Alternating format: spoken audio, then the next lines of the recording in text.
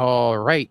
All right. Welcome, everybody, to the show. We have a stacked gaming stream tonight to talk about all of the news. The summer of games is still not over, and we still missed some things from the previous shows that we're going to have to touch on and go over.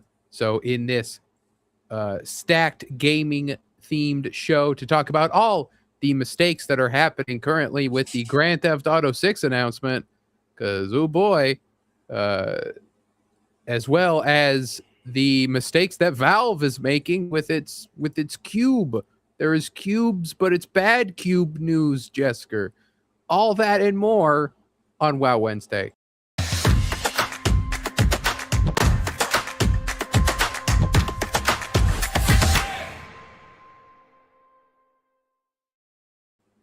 Greetings, travelers, whiz kids, and word players. It is Wednesday, which means it is WoW Wednesday once again. I am Wizard of Wordplay, the WoW of WoW Wednesday, and I am joined, as I am always, by he's as smooth as Tennessee whiskey and sweet as strawberry wine. It's Jesker James. You got bad cube news, huh? Bad cube news. Did they kill my boy Frank? Is that what No, happened? Frank is okay. There is an Frank evil is okay. cube. There's a dark cube. There's a dark cube. There's a dark cube. We've actually a cube we talked about before Frank became a thing. There's an anti-cube. Anti-cube. That's a cube that that wants to steal your money. That's a circle. An anti-cube is a circle. No, an anti-cube is just a cube, but on the other side. It's an evil black cube. You mean like the cool side of a pillow? No, like the dark side of the moon. Mysterious as the dark side of the moon. Of the cube. Of the cube. Oh, God. Mysterious as the dark side of the cube.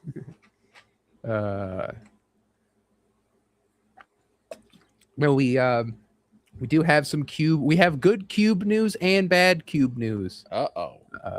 As we do have some God of War Laufey news to talk about, but really, I mean, the bad cube news, it might be bad depending on your perspective, but it does relate to what we talked about before, and more or less goes into what we all predicted about the cube. I need like a cube bumper. I need like a Optimus Prime going the cube or something. That, you know what? At this point, given how much we're going to be talking about cubes over the next year or so, that's not a bad idea. Because I mean, cubes are the superior shape, the strongest shape in nature, one might say. See, they say the universe might be a flat surface, or it could be a bubble. But see, I think they're all wrong. I think it's a motherfucking cube. It is a cube. Let's say hello to the chat. We have Summer Swan with the I thought this was Wild Wednesday. That is true. Some have confused this stream for Wild Wednesday, but I also have learned that when I say wow really fast, it does sound like wild. So I'm trying to emphasize the second W in wow. Wow. Now. Wow. Wow Wednesdays. Yeah, it's Wow Wednesdays. Baki is here as well. Series of Bats. Hello, hello. And that's everyone so far. Yeah, we have really a stacked stream that we might not get to everything, but I'm going to try to. I mean, we had some stuff that we were kicking down the road that I'm like, we'll get to that here later. And, and so we will have, as well, we won't talk about the Fable stuff because none of us know about Fable, and our resident Fable experts are busy. So, we won't have that, sadly, but that's okay. Just you wait too long on news. Sometimes you got to do that. You got to cut the dead branches, right? You got to prune the dead branches that didn't bear no fruit. So that's what you got to do on the show. But we do have some other stories to talk about with the 1666 Amsterdam, another of the news, the games from the Summer Games Fest and all that showcases that we did not cover, that appears to use a lot of things that are from the leaked idea for Assassin's Creed Hexe, which means, is that what we saw in the leak, or did Assassin's Creed have to go back and change everything to do with codename Hexe, all because 1666 Amsterdam is made by the guy that co-created Assassin's Creed? So not a good look there, Ubisoft. Is Amsterdam where Juno is, Wizard? At this point, maybe, but I mean, you do know the comics is where Juno is. Like, Jessica, I keep trying to tell you, listen, I've had a talk with your therapist. He's supposed to relay this information. Like, the story's over, Jessica. It's not coming back. What the fuck is a comic? They ended it. Noxie's here. Hi, Wizard, and everyone else. This is Noxie. Hello, Noxie. But before we get into all Grand Theft Auto and Cube related news, Jasker, Yes. this week. All right, man. So I gave in. I went to go see Toy Story 5 this weekend. What'd you think of it? Okay, not gonna lie. My opinion of the franchise really hasn't changed that much. But let me go ahead and state definitively what my opinion of the franchise was before Toy Story 5. So I always felt like, and I think a lot of people feel this way, that it should have ended with Toy Story 3. Mm-hmm. Like, that was a good definitive conclusion to the Toy Story franchise. I think we can all agree with that. I think that's not a controversial opinion. But that being said, I did go back and rewatch Toy Story 4 before I saw Toy Story 5. It's a little better than what I originally remembered. Didn't hate it. But I gotta say, Toy Story 5, going into it, I was not expecting much, but I came out pleasantly surprised. I liked this movie more than Toy Story 4. Now, do I think this film was necessary? No, but there was a moment. If you've seen Toy Story 2, because there's a lot in this movie that references and ties back to Toy Story 2. And if you've seen Toy Story 2, you're going to enjoy this movie. Because there was one moment involving a certain one of the toys that has been very prominent in the trailers that references something from Toy Story 2. And dude, I was brought back to my childhood. There was the scene in Ratatouille, right? You had they had the Ratatouille, and you just I actually started back. My eyes actually started watering. I was there in the theater and I was like, that is so beautiful. I love that. So would you say the movie justified its existence with that? Yeah, I would say so. Yeah.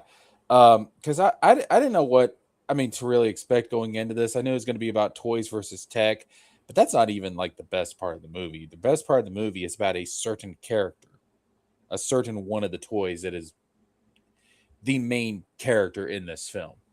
It's not Woody or Buzz, I'll tell you that. It's not Woody or Buzz. But no, I was like, you know what? I don't think this was necessary, but it kind of amazes me how they can keep coming out these films and yet they're not necessary, but they're still good. You know what I mean? Yeah. And I'm starting to have this realization with Disney. Aside from Star Wars, they had a hiccup with Marvel in Phase 4. They seem to be rectifying that. But I'm starting to realize that aside from Star Wars, Disney has gotten better. Like Disney is starting to feel like Disney again, except when it comes to Star Wars. But I need to ruminate on that a bit more. That Well, opinion. yeah, they haven't had a kick in the ass with Star Wars yet. Maybe I think Mandalorian and Grogu was their kick in the ass. Like they're gonna look at like other stuff with Andor, be like Andor performed very well, but Mandalorian and Grogu did not. What's the difference here? What are we doing wrong? And I hope that they then go back and they're like, yeah, let's do this properly. Oh yeah. No, well, I'm gonna be real with you. I think Disney just needs to sell Star Wars. I really won't. do. But they need to, because I really don't think that they're good at Star Wars. I think they have potential. Like Mandalorian season 1 and 2 were amazing, and Andor is great. You know, Yeah, but that's from what I hear, Andor is probably amazing. I just haven't seen it. But I mean, the stuff that they've done right, I think, is the exception to the rule. And at this point, that it's possible, though. At this point, I really do think that I really do believe that Disney just needs to let Star Wars go, because I don't think they're good at it. I think Disney's good at a lot of things. Toy Story 5 kind of opened my eyes a bit to that, where it's like, yeah, Disney is still good at a lot of things.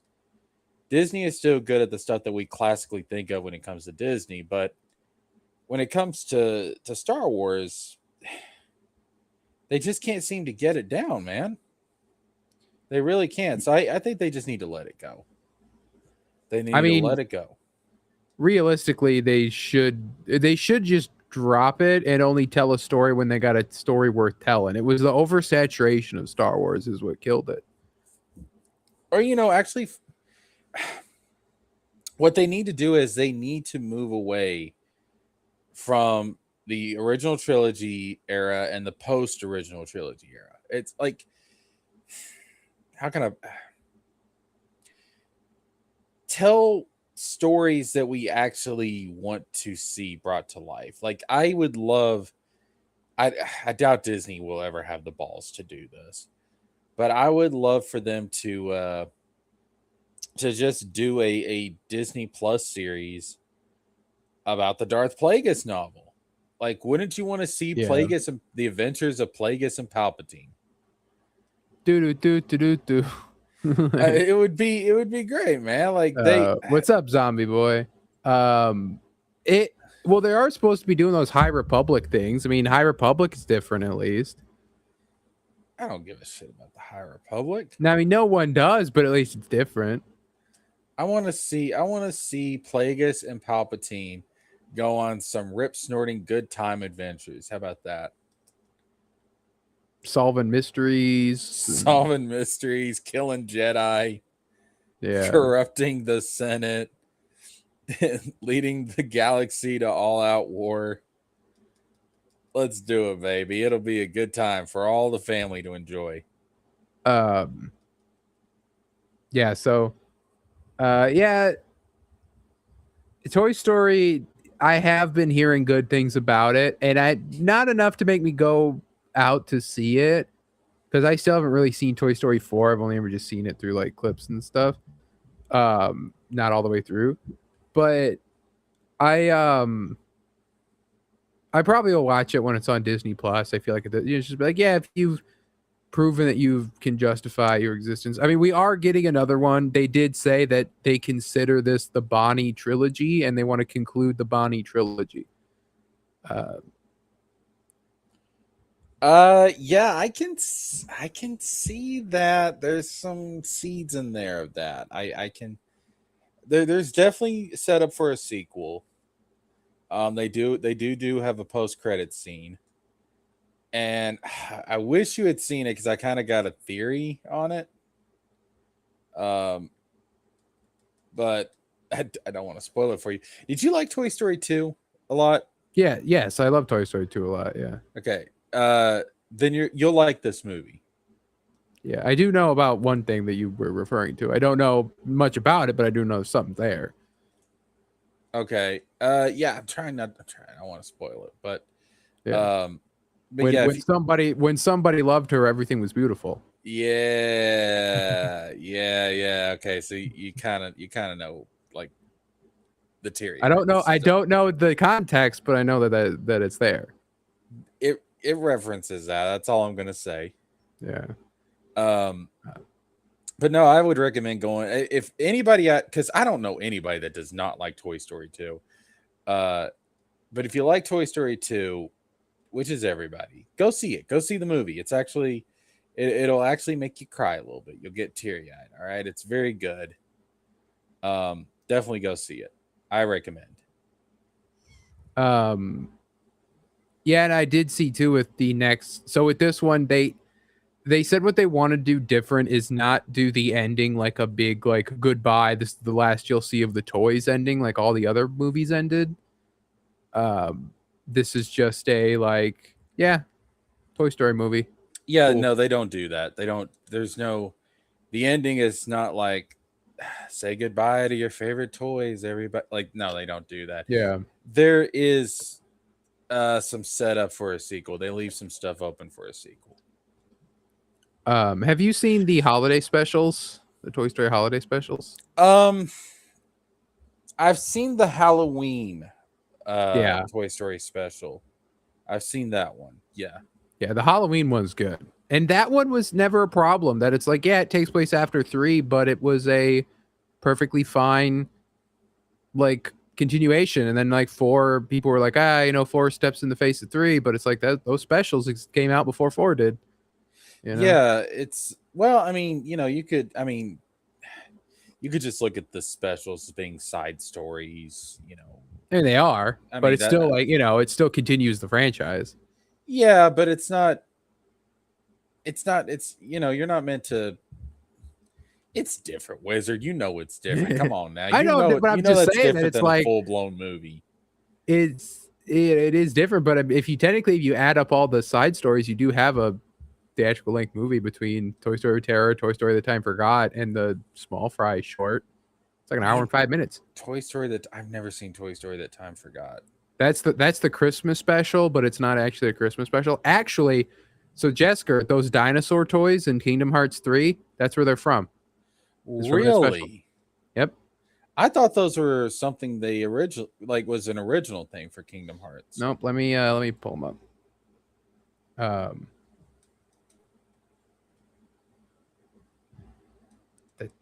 Yeah, because it was like the where they're called the Raptidons or whatever.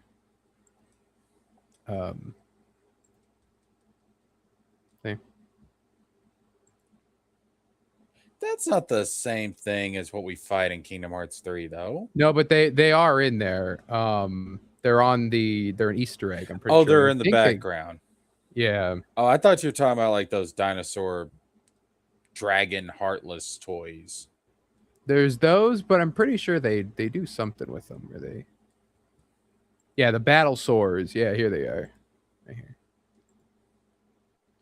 Oh shit! Okay, yeah. That's on the second floor, I think, of Galaxy Toys. And they're just for no reason, just like, yeah, here's a Toy Story That Time Forgot reference in your Kingdom Hearts 3. Like fuck you. Like, what are you gonna do about it? What you gonna do? You want to fight about it, bub? We want fight, and we put it in there. Fuck you. So, yeah, and then we got Supergirl this weekend. Gonna be seeing that for sure. All right, I'm on the fence. I've been moved to the fence. Really? Yeah, I saw that Rotten Tomatoes score come out. I'm seeing some of those reviews, and are we talking about the critic scores?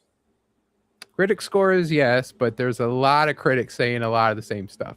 Well, I will say though, a lot of it you can kind of glean from the trailer that if like probably not going to knock your socks off as much as you thought, and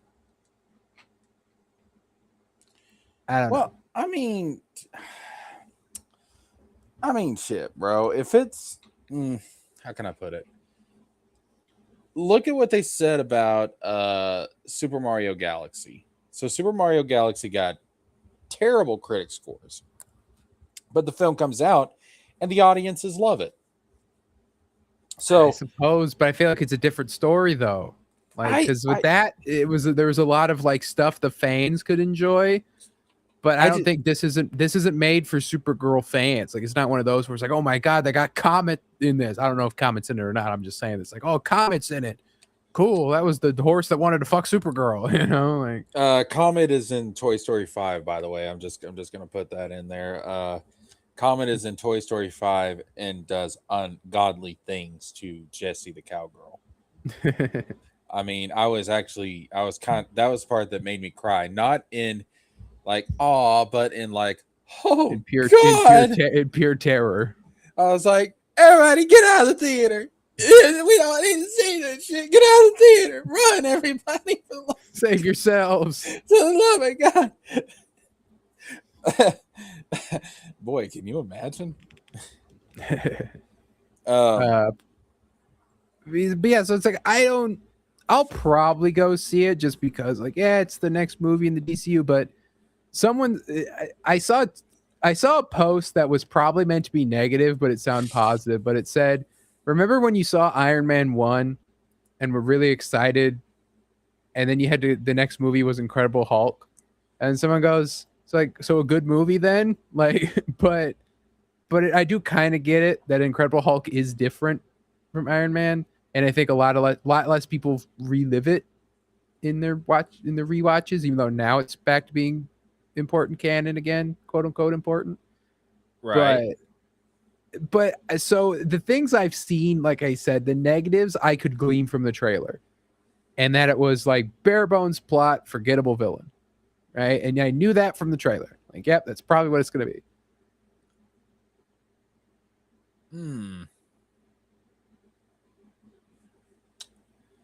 I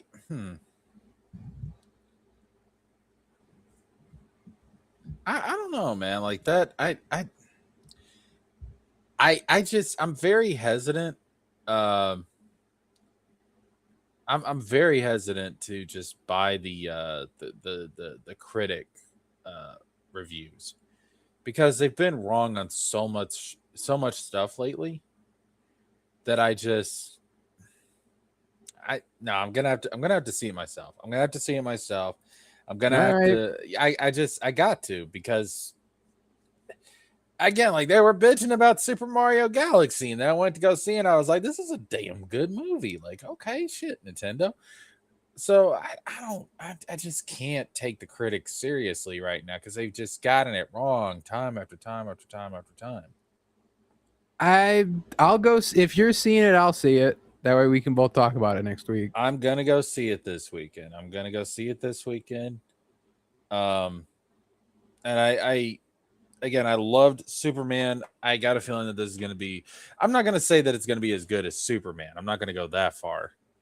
But if I come out of this and it's like, I have fun with this and I enjoy it, and if it's at least 3/4 as good as Superman, I'll be happy. You know what I mean? Well, there's one person that's getting me to watch this movie, and that's Jason Momoa as Lobo.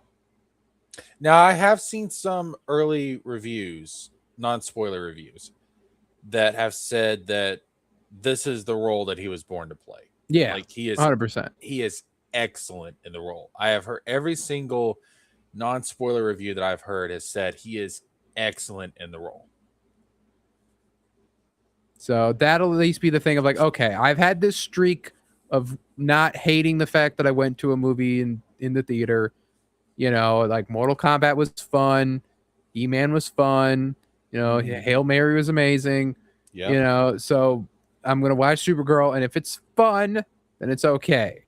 I think the only movie that I've gone to see in theaters this year that I came out and I was like, yo, this is really bad, was probably Iron Lung.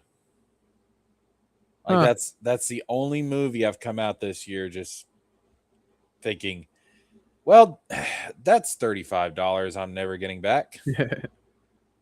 That's a lot for a movie. No. It's popcorn and drink Oh tickets. yeah. All Well, I that mean, good I stuff. mean, yeah, I mean, but popcorn in the can. I mean, like it does suck because you get the extra. You spend too much at the movie theater to get The it. damn But ticket's like $10, and then the other 25 is popcorn and a drink. yeah, That's crazy. yeah, mine it's 6 for the ticket and or 4 depending on what, or 6 or 8 depending on what time I go, and then the popcorn so 11.50 popcorn and a drink. But yeah, I was bored out of my mind with that film. Every other movie I've seen this year, though, I've had fun with. I mean, Michael, Mario. Mhm. You're gonna have a tough top 5. I'm gonna have a very tough top 5. Disclosure Day, even We still though, have Spider-Man and Doomsday to go. dude, I know. It's, oh my goodness. Sheep Detective, that's number 1 right now. But no, I had fun with Sheep Detective. I really liked that movie. I thought it Yeah, was funny. there's been a lot of fun movies. Just a Um, lot of like, yeah, you know what? Like didn't hate that I watched it. Seen a movie every weekend this month. I mean, I've seen He-Man, I've seen Disclosure Day, I've seen Toy Story Toy 5. I'm Story. Yeah. gonna go see Supergirl this weekend. And then we got fucking Spider-Man in a couple of weeks at the end of July. Yeah, I got Spider-Man in July. There's something else coming out in July that I'm forgetting. Right? I don't know. I I don't follow swear, the movies as much as you I do. I just have my swear to God. very niche interests. July 2026 movies in theaters. Let's see. Moana, I'm not seeing Moana. Odyssey. I was gonna see Odyssey. I don't think I'm gonna bother with it. Minions and Monsters. Nah, I'm not a Minions guy. You know who's in that movie, don't you? Who? George Lucas. Really? Yep. Let me pull that up here. Thought I had that. No, I guess I did. But no, yeah. So George Lucas got cast as a character in Minions and Monsters, and apparently big fan of the Minions. I George could Lucas. see that. I could see George Lucas liking the Minions. It's just like he's let me just sit there going like laughing to himself, like laughing the Minions. I think it was. I think it was the Odyssey I was thinking of, but I don't think I'm gonna go see it because I think that thing's gonna be a mess. Yeah, that seems like something that would be like it's a boring slog or it's a Yeah. I mean, unless if it's a people are just, sleeper hit. yeah, people are coming out of the theater and they're like giving this rave reviews. Okay, fine. But other than that, I'm looking at it and I'm just like, I look at all the controversy. I look at the trailers and I'm like, I don't, because I like Greek stuff, but I look at this and I'm just like, man, I just don't think, and it's sad too because this is Christopher Nolan. He's one of my favorite directors. Yeah. Can you imagine how poetic it'll be to have a movie that everyone thinks is going to be good and then you get it and you look inside and then it like is bad, much like a Trojan horse. Wow, it's like poetry. It rhymes. The reviewers are going to fucking love that analogy. They're going to beat that, and every reviewer is going to beat that into the ground. It's like poetry. It rhymes. But I want to like it because I mean, I'm real, like, ever since I was a kid, I've been into Greek mythology like hardcore, but at the same time, I look at all this stuff and I'm like, man, I got a feeling this is gonna be a disaster, dog. And I don't think I want to be there when this train crashes. No, like, yeah, you don't want to go to a movie and then walk out like, man, I didn't need to see that, or I could have waited for streaming or something. You know, like that. I've yet to have that this year, so I had it with Iron Lung. I really hope Supergirl isn't the man. I should have waited for HBO Max, but at the very least, I know I can always talk about it on here, and it's like, all right, let's break down what this means for the DCU, why Gunn should be fired and replaced with Zack Snyder, right, and all that stuff. I'd be like, I now understand the glory and the truth that is the Snyder Bros. I'm sorry. I see it. I'm sorry. Snyder was a hero. I just couldn't see it. Oh, but And then you read the abortion bat baby plot line, and then you're like, he's a menace. He's a no good. I dude, want Zack Snyder. when I read that, I was like, bro, Zach, what the fuck, bro? Got it. Could you imagine a movie franchise with James Gunn and Zack Snyder, and they have to reel each other in? Ooh. Like, that'd print some money. Or it'd be a train wreck. Or it'd be a train wreck. But either way, it'd be like, because Whedon couldn't do it, right? And Whedon sucks. Everyone hates him now, right? But like Gunn could at least be like, let's do some fun stuff and some bright colors. And Zach would be like, all right, let's do all of that. But let's make Booster Gold Noah. And it's like, why would we do that? Because it's cool. Like, what? Cool. There's actually there's a Rick and Morty B plot about that. That's pretty funny in last season. I don't think Supergirl is going to be that movie, bro. I really don't. I think it's going to be fine. Well, we will find out.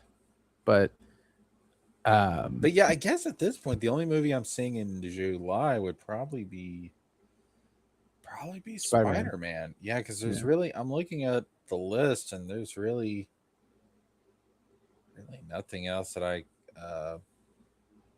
because I'm not seeing Moana. Pending people beeing like Odyssey will change your life. It's the greatest adaptation of that story or whatever the fuck. If the reviews are just fucking crazy for it, I'll go see it. But it's not. I'm not at this time. I'm not planning to see it. I haven't even seen the trailers or nothing. But has there been a Cyclops in the trailer? Have we seen a Calypso or Harpies or anything? I know that Zendaya is playing Athena. I feel like she's miscast. That might work. I could kind of see it. Ooh, right. August. I got to go see the Paw Patrol movie. There we go. That's it. There you go. Got to see. Off the top of your head, Jessica, name me 3 Paw Patrols. Name me 3 members of the Paw Patrol. The fucking police one, the fire. No, that doesn't count. You got to name their names, Jessica. I don't know, dude. All right, you ready for this? Oh my god.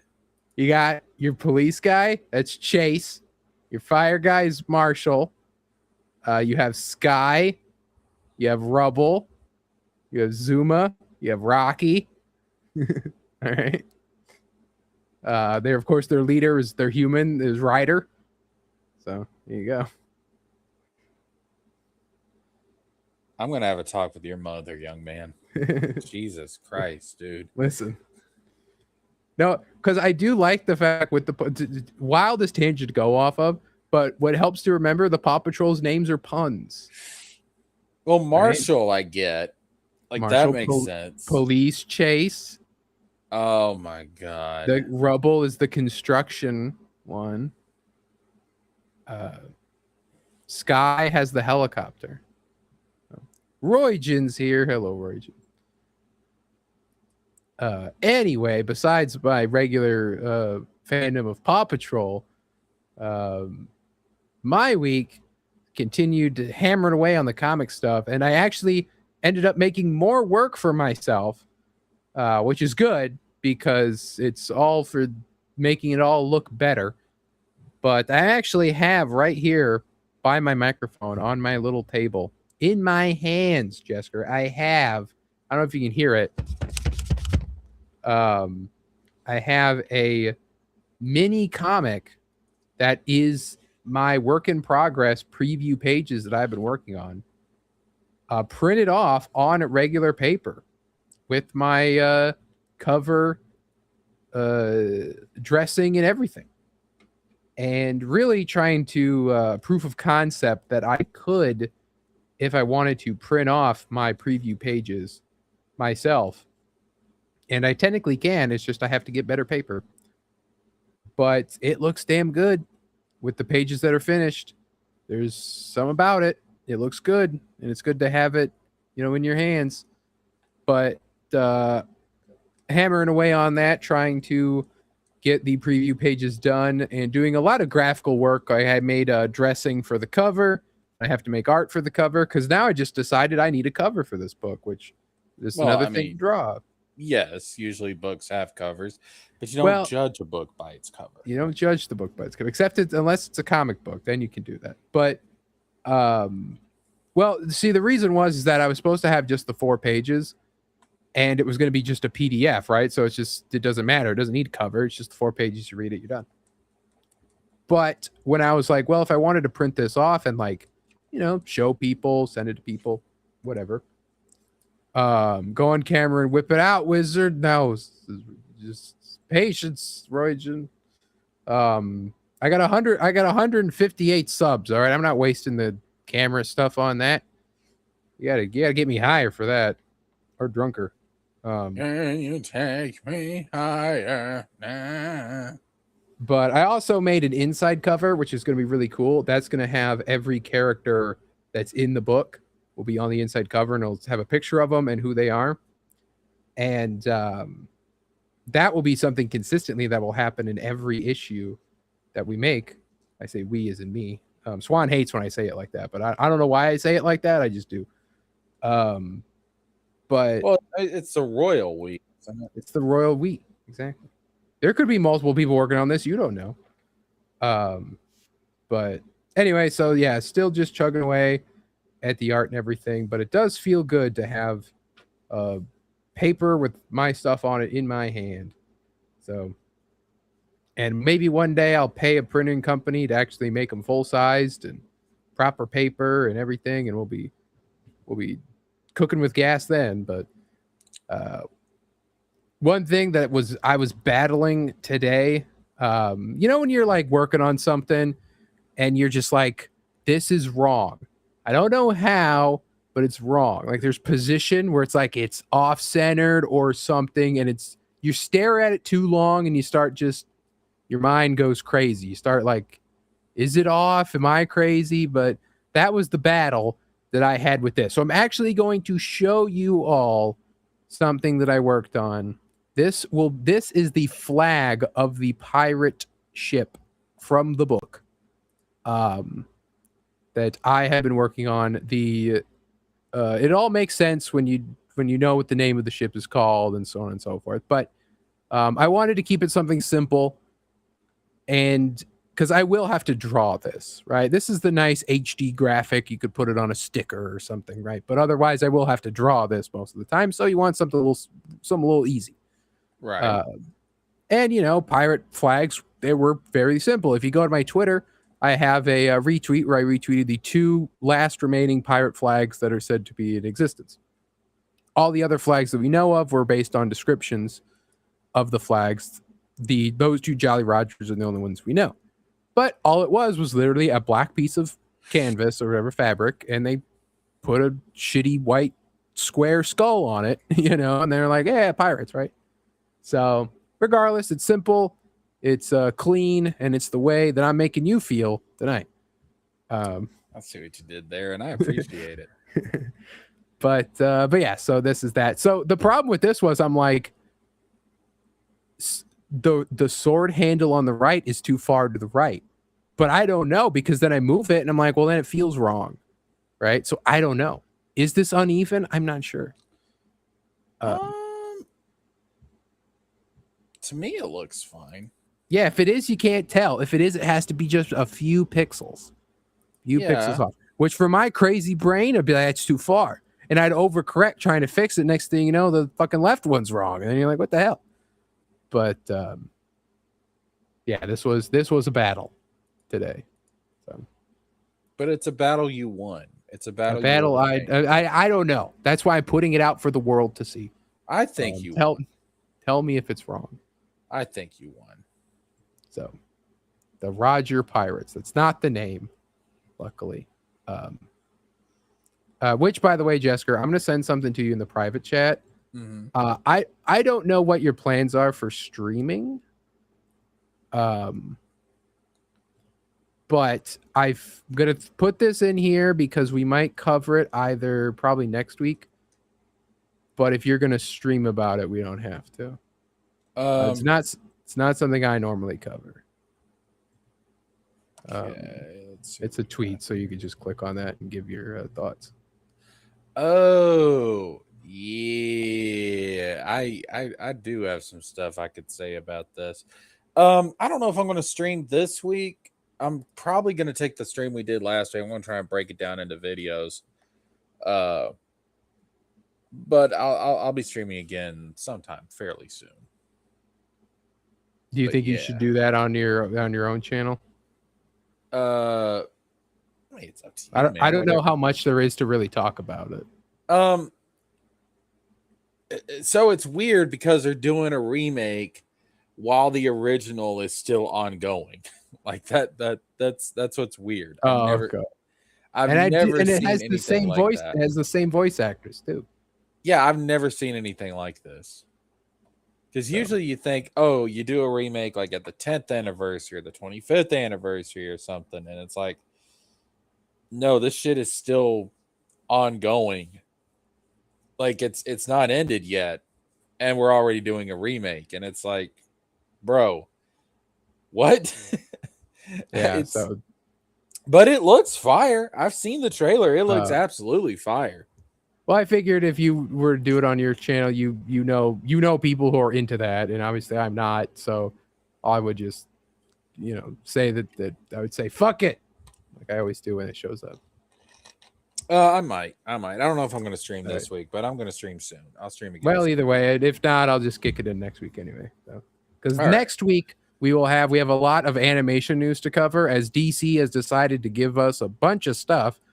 So we'll talk about that next week, as well as some Marvel comic news, as Marvel Comics removed a cover from that will be available to buy. They just removed it because people said it looked bad. And as well as some various other movie and TV news that we have gathered. But it's time to get into the show proper, and that is starting with the cover of Grand Theft Auto 6, which, if you saw the thumbnail of the stream, you'll see the bikini woman of the bikini babe of this game, as they have been in all the others. And really, the only thing to say is, wow, this looks like a Grand Theft Auto cover. Yeah, that's definitely Grand Theft Auto. That's definitely the style of it. Like, just not much really else to say. It's just got your cars, you got your boats, you got your animals, you got your people, you got your guns, you got your motorcycle, you got your helicopters. So, sure is Grand Theft Auto, but not. Luckily, it did not stop there. But sadly, it did not stop there, as there were more problems to arise. So let's look at the Rockstar Games website with everything to do. Of course, the pre-orders begin June 25th. Tomorrow, you'll be able to pre-order. But really, should you? That will be the question that we will answer with this segment. So let's scroll. Look at this nice little... I love when websites do that. Look at that. Yeah. So here we have our two protagonists. We're fancy. With the special edition guns and crap that they have. And so we have the Ultimate Edition with an exclusive collection of items that are across all aspects of Jason and Lucia's stories. So let's look at this. I heard too, man, like there was going to be exclusive shops. Yeah, so that's what's in here. So the Ultimate Edition, welcome to Leonida, the state where anything goes, sees everything this massive world has to offer with the Grand Theft Auto 6 Ultimate Edition, an exclusive collection of premium vehicles, weapons, apparel, and action around every corner. Ultimate Edition bonuses are threaded across all aspects of Jason and Lucia's story, and new items uncovered behind each chapter.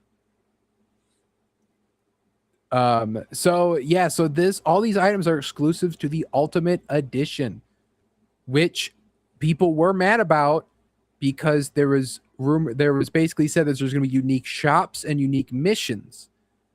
However, people thought that it was the idea of customizing the vehicles at all were locked behind the Ultimate Edition.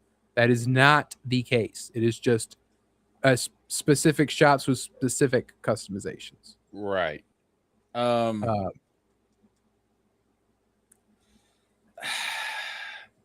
not really surprised by any of this. No. I mean, this is the way that it is. And granted, I would so there's two ways about it. We'll get to that when we get to the pricing. But remember the last time we talked about GTA 6 on here, it was, is this game going to be base $100?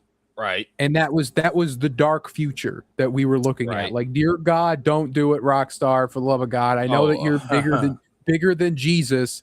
Don't do it, right? That was being optimistic. Yeah. That was being really optimistic now that we know what we know.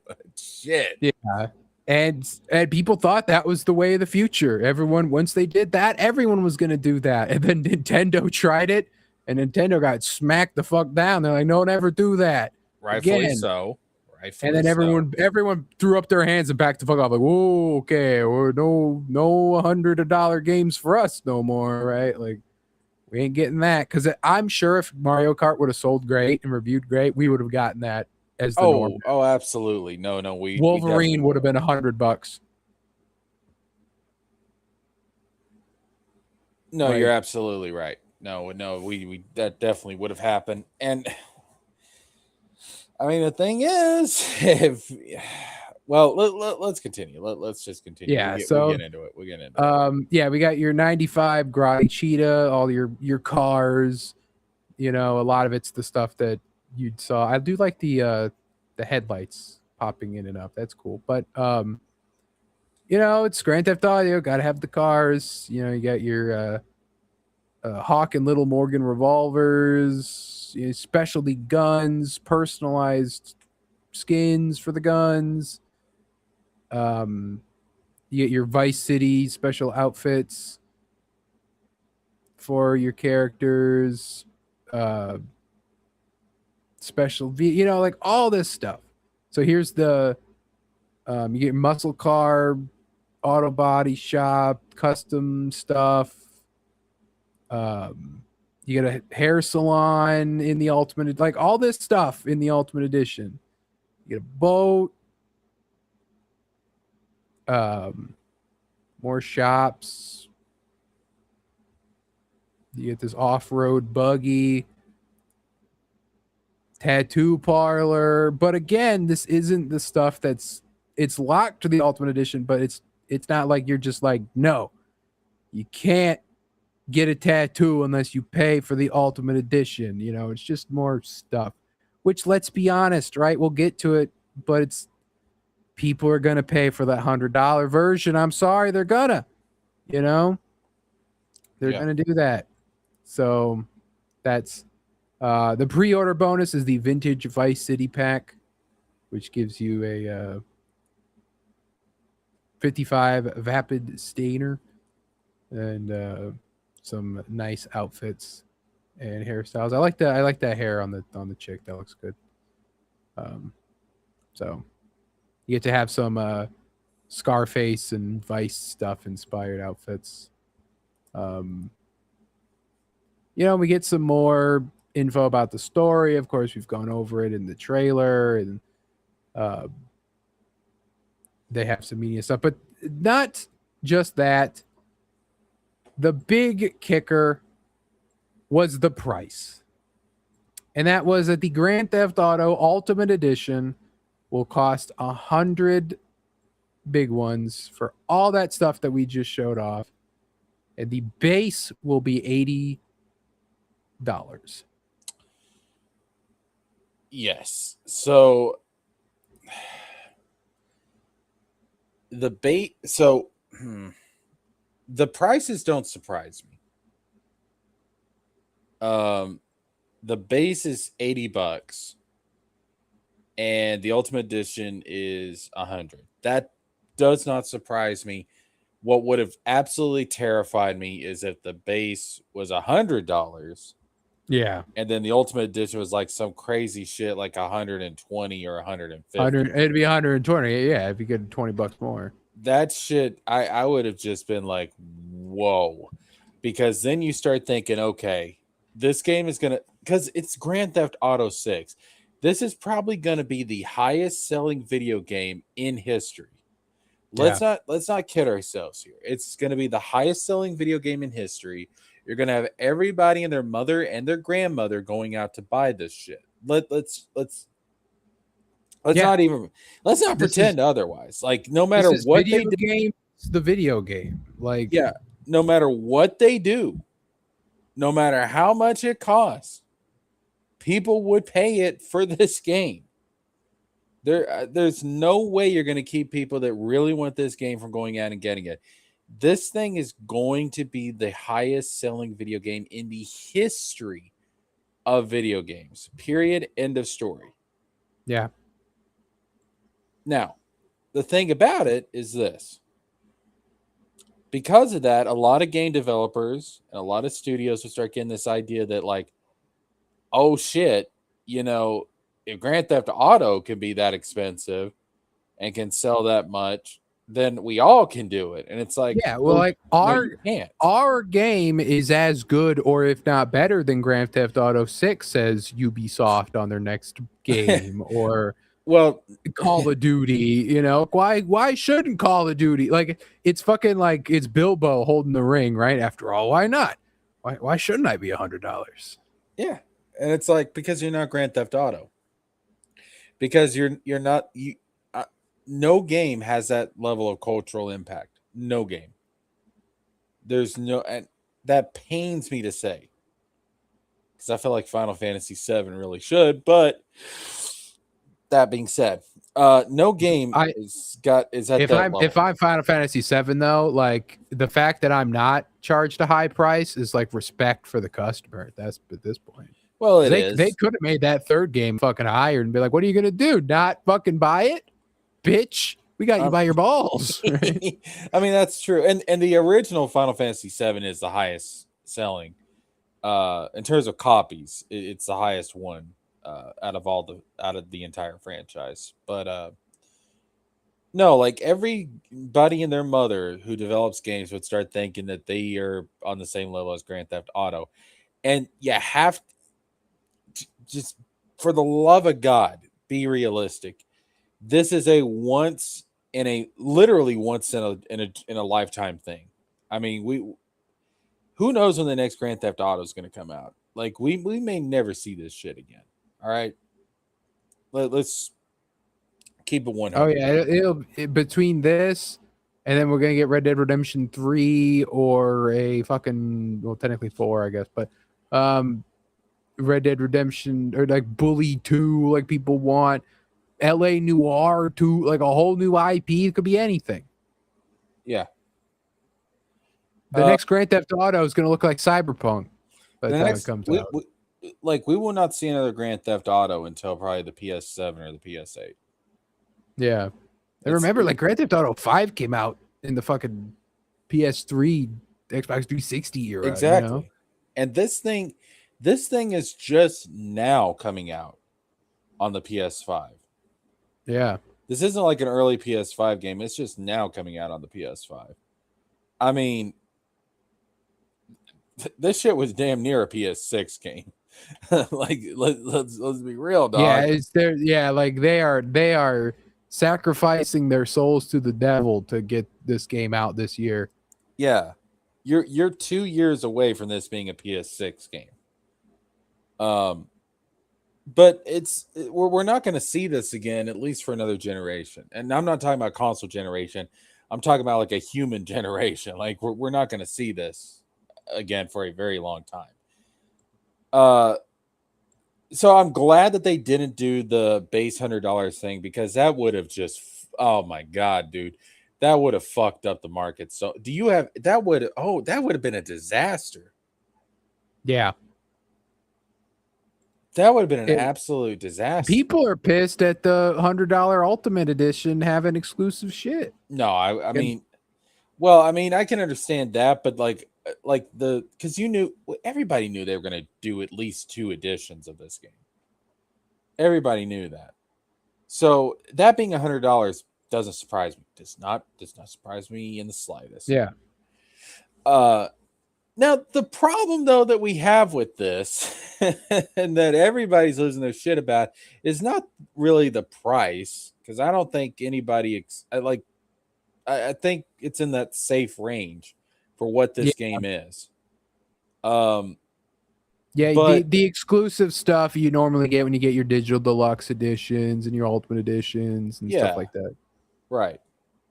And they're not the first ones to do this. If you go back to the PS4, Destiny, the original Destiny, like the deluxe edition on that was $100. Yeah. I remember paying $100 because everybody was hyping up this game. I was like, I just got my PS4. I'm going to jump into this. It's a hot new thing. And I ended up being totally disappointed. To this day, that is the worst $100 I have ever spent in my life, Wizard. Was when I bought that super mega ooper, dark special chocolate edition of Destiny. That is the worst $100 I've ever wasted in my life. But like, the problem with this is not the price. The problem with this is that if you buy a physical copy, you're not really buying a physical copy. Yep. It doesn't exist. You're buying a plastic case to put with a nothing code in. To with put like so many people started, and they aren't the first. People started to do this. Assassin's Creed Resynced, I'm pretty sure does, or no. I'm pretty sure it's collector's edition does this, but like there's been collector's editions that come with steel books with a code for the game. It's like, what's the fucking point? What am I going to put in the steel book if not the game? Right. So why am I going to get a physical edition of GTA 6 later than everyone, right? Because it takes a while for the mail to give me the code, unless they're going to email the code. You just get a plastic case with nothing. Like, hey, can I get a GTA 6 hold the game? Like, hold the game. Hey, this guy wants GTA 6 with nothing. GTA 6 with nothing. Like, what the fuck's going to be in there? Like, it's just air? Like, what am I paying for? Why did you plastic wrap it if nothing's in there? What is this? The shit's asinine, dude. And look, I hate to say it, but this is where the entire industry is going. I hate to say that, but this is where the entire industry is going, is all digital. I mean, we've seen it with look at PlayStation. You have to buy in most versions of the PlayStation, you have to buy the disc drive separate. I mean, that's crazy, dude. And then even Nintendo, even though I'm heavily leaning towards getting a Switch 2, even Nintendo, like, the physical copies are just key cards. Yeah. The entire game is not on that that card that you get. It's yeah. How many times have you bought a game on the disc, right? And then you go to plug it in. It's like, well, we gotta copy the disc. We only get half of it. You need the internet for the other half. It's like, what do you mean? Yeah. Internet for the other half. And we took down an Xbox console over that shit. Let's not forget that happened. People were pissed about this. This always online bullshit. But the thing for me is that because I know GTA 6 is going to sell gangbusters, it's going to, again, it will be the most sold game in history, period, end of story. They're going to have developers look at this, and they're going to expedite the process of going all digital. Yeah, because they want to be able to take your games from you at a moment's notice. Yes. They're going to expedite this shit. They're going to say, well, GTA did it. Look how well it sold. Yeah. Like, oh, it saves us probably, what? Couple of, I don't know, thousands of dollars per, like, in total, to probably like no more than like what, $2,000 to print all of those discs, and we made like $1 billion or something, and then it's like, oh, well, we saved $2,000 because we didn't print the discs. Yeah. it's scary because that's what they're going to take away as the message. And it's like, guys, the truth is that people didn't buy Grand Theft Auto because it didn't include a physical copy. It didn't include an actual disc. People are going to buy Grand Theft Auto 6 in spite of it not having a physical disc. They're going to buy it just because it's Grand Theft Auto 6. They're going to be pissed about this. Everybody's pissed about this. Nobody likes this. But guess what? They're still going to buy the game. They're still going to buy Grand Theft Auto 6 because it's fucking Grand Theft Auto 6. And there's really nothing that anybody could do that would ever deter them from buying this game. No. The big thing, the problem with Grand Theft Auto having a digital only release is the fact that there's licensed music in this game. Right? That's how all Grand Theft Autos work. It's a violent game, right? It's a real world game, right? Who's to say that Grand Theft Auto 6 won't have some guy goes and does a thing in a public place, be in Florida or some shit, and it's linked directly back to this game and what the government do. Government wants this game removed from all storefronts. Yeah. And then what happened? What are you going to do? Don't got no disc. It's gone. Yeah. You paid $100 for it. Do the fuck bad. It's gone. Yeah. It got Chris Benoit. Yeah. It's Jesus. Yeah. I mean, you're not lying though. It does scare me. I hope and I pray that these game developers do not take this message that this is the norm. No, this is the exception. This is the one game that people are they're going to throw all of their consumer principles out the fucking window and they're going to just take it right up the ass. I mean, they're going to smile, turn around, and they're going to say, "Please, Daddy, can I have another?" I mean, this is going to be that one exception. And the big thing is it's a cautionary tale to all other developers. Do not do what Rockstar is doing. Yes. Do not think that your game can go all digital because you're going to end up, because there will be legislation for this very soon. The Stop Killing Games initiative is a thing. And though it's gets some hiccups along the way and roadblocks, it's still out there. There will be a law that says you cannot remove games permanently and you must allow players to play them. If not, you have to do full refunds. Yeah, and that's how it should be. It will end up costing you more in the end to do all digital and have your game get removed than it would if you just printed a disc. Yeah, no, there needs to be regulation put into place on this. And look, here's the thing. If eventually we do go to an all digital future, like that data, whatever the fuck I'm downloading, that's still my property. Like that is may not be a physical disc, but I bought that game. I bought the right to download it. I bought the right to have it on my hard drive. It is my property. Yeah. Right? There should be a digital receipt somewhere. It's my fucking property.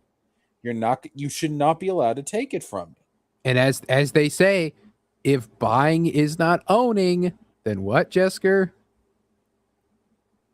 Piracy is not stealing. No, you're right. I mean, like if you can take away the thing that I paid for because I don't actually own it, I'm paying a license for it, then I can steal it. I mean, currently on my PlayStation 4, I have a digital copy of the Batman Arkham trilogy. I have a digital copy of the Devil May Cry PS2 trilogy. I have a digital copy of the original Final Fantasy VII. Just to name some examples. Now, I do not own the physical disc for any of that, but I still paid the money from my bank account to download those games and have them on my PS4 hard drive. That data, that information, that game should forever remain on my PS4 hard drive, or as long as the hard drive's lifespan is. It is mine.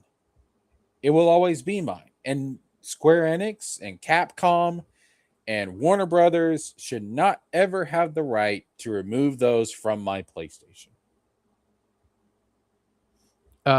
This is the big kicker here too.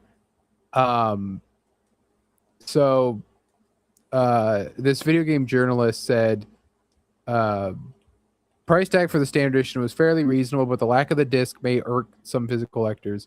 The decision made sense from Rockstar's point of view, as it reduces the amount of rebuying and reselling and helps prevent leaks.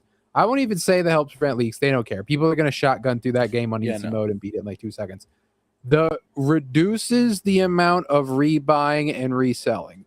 That's the main one. By having an all digital console, all digital game, nobody can resell this game later, which means that if someone wants it, Rockstar will always get the check. Mm-hmm. No one can buy up a bunch of Grand Theft Auto 6 on a discount and put them in their game store and make a profit. Rockstar will always be getting the money. Yeah, no, they've which the gaming industry's always hated the idea of used games. They've hated it since the very beginning. I think we talked about it on the show a year ago when it was the reason why Assassin's Creed games and Ubisoft games were filled to the brim with bloat and collectibles is so that people couldn't beat the game in enough time to get the higher price from GameStop, because GameStop was the only one making money off of that exchange. Mm-hmm. And so they were like, we need to stop people from reselling to GameStop. Oh, and if people get the wrong message from this, if developers get the wrong message from this, GameStop is fucked.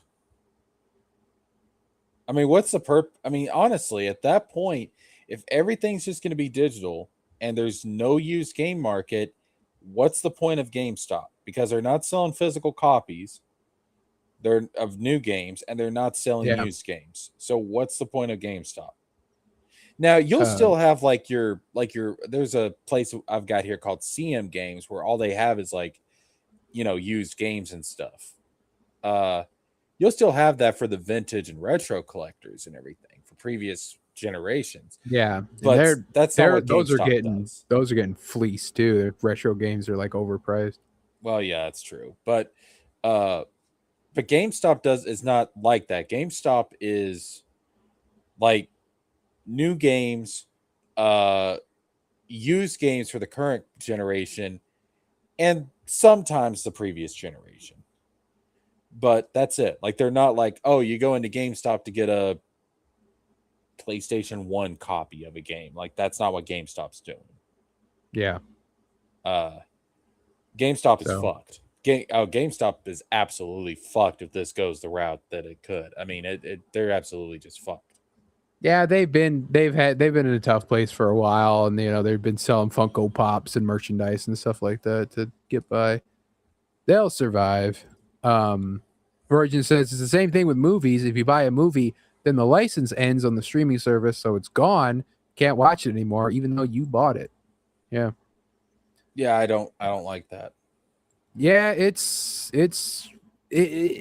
this was any other game, right, we could rake it over the coals, but it's Grand Theft Auto, so it's just going to be like, God damn it, I'll do it, but I'm not going to be happy about it.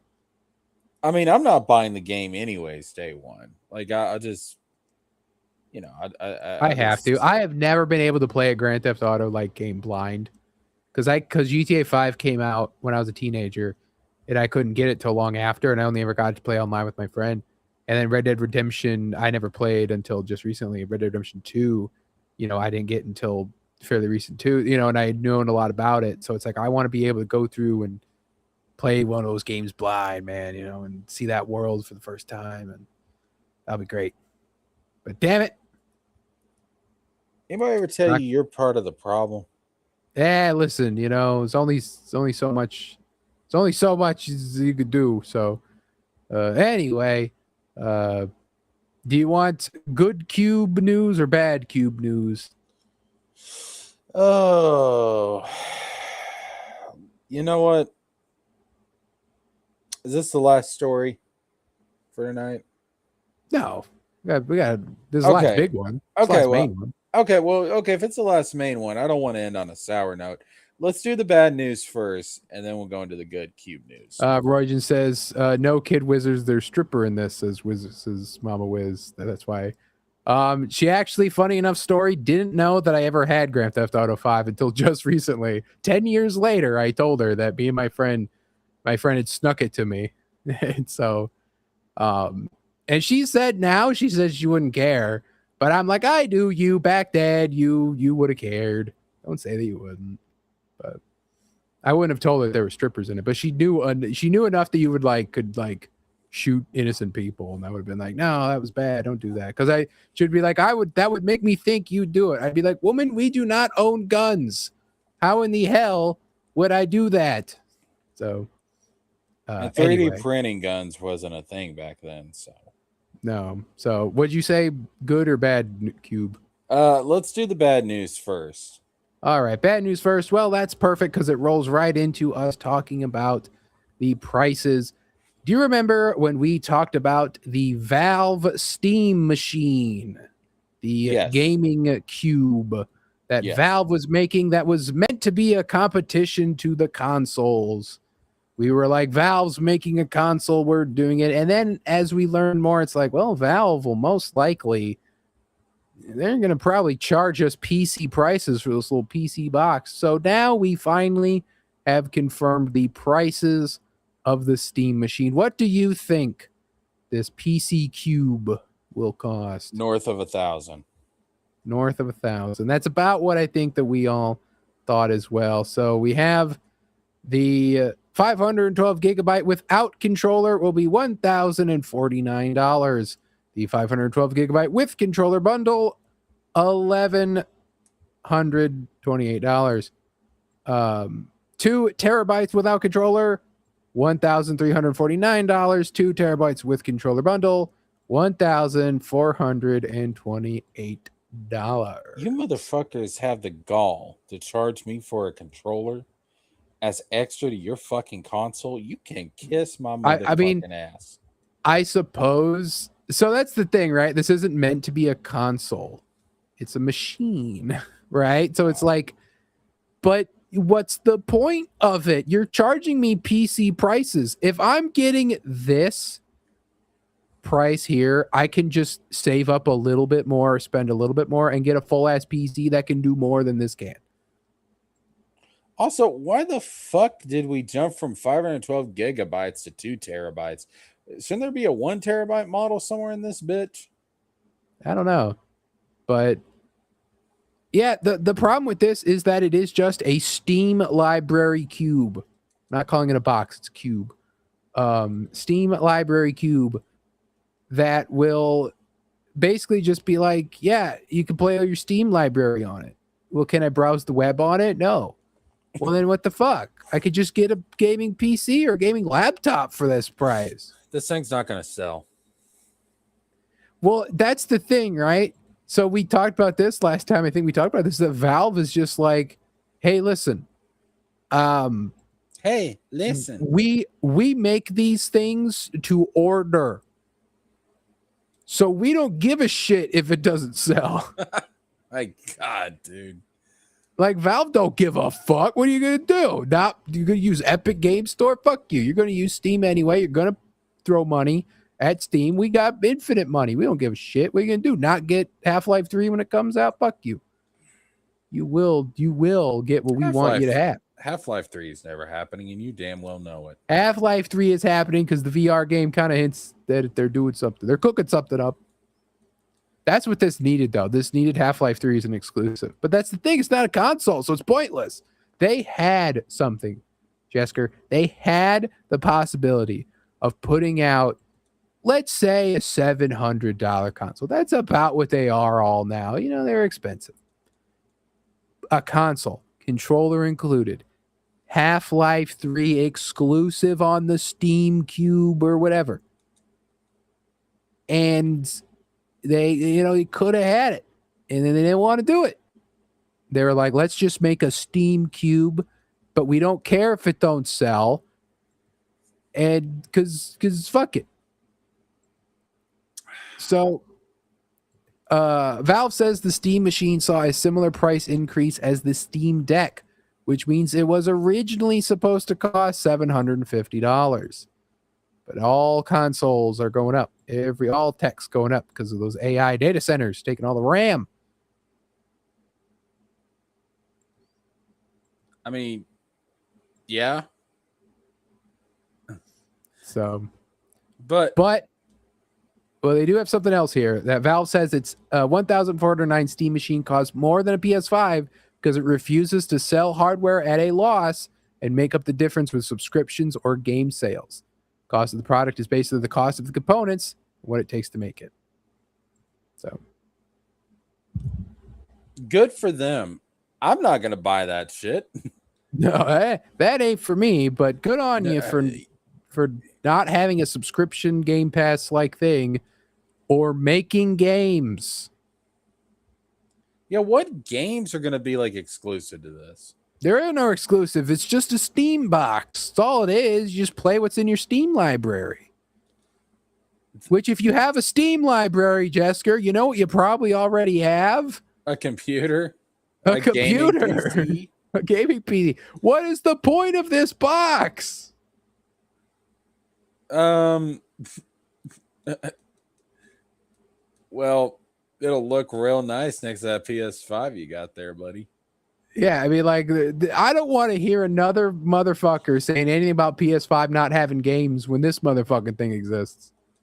I mean, yeah, no, I can't say that. No, there was a time I would say that seriously, but in recent times, I can't argue. I can't sit there and say in good faith that PS5 doesn't have games. It clearly does now. It just didn't for like the first couple of 2 or 3 years. That was the problem. But no, I just, bro, I'm gonna be real. I don't think I've ever used Steam in my life. Now, I will say there is a way to upgrade your gaming cube, right? And that has been provided by the Enrichment Center, Aperture Science, that has created the weighted companion cube box for your Steam Cube. What? So this is, if you know Portal, you know the companion cube. It's a metal cube. But the thing is it's not like this is a console, right? They didn't make like a console for it. It's like, I think it's a box that you put you put it in. You open up the thing and you put it in. Because one of the pictures has it like, I think it's this. Like you literally, like, you just put it in the box. It's not like a gimmick console. So it's a cover for the console. I'm pretty sure it's a cover, because the cost of this is $130. Oh my god, what the fuck, man? So it's like, it can't be the cost of the console. That console costs $1,000.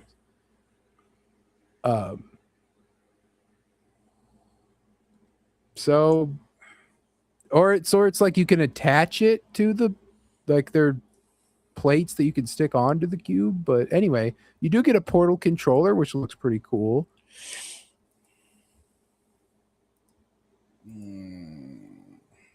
Yeah.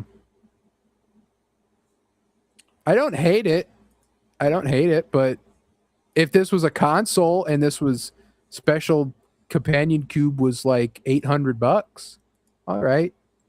That's pretty cool. I mean, somebody out there, dude, this is their dream console. Yeah, I mean, if you love Portal, right? Portal's pretty cool. Portal's cool, but dude, I am not at all interested in this shit. This is, and I And don't, it I really, comes I don't packaged. know who would be. But imagine if this was Portal 3 and it came with the collectible exclusive Portal 3 controller and console. Imagine. But there is more. I don't know where this comes from and how people necessarily have I was calling it Companion Cube, GameCube. No, it's not GameCube either. Steam Cube stuff. But here is a Steam machine going against a PlayStation 5 in performance mode. Okay. This is the frame rate of I believe this is Alan Wake 2.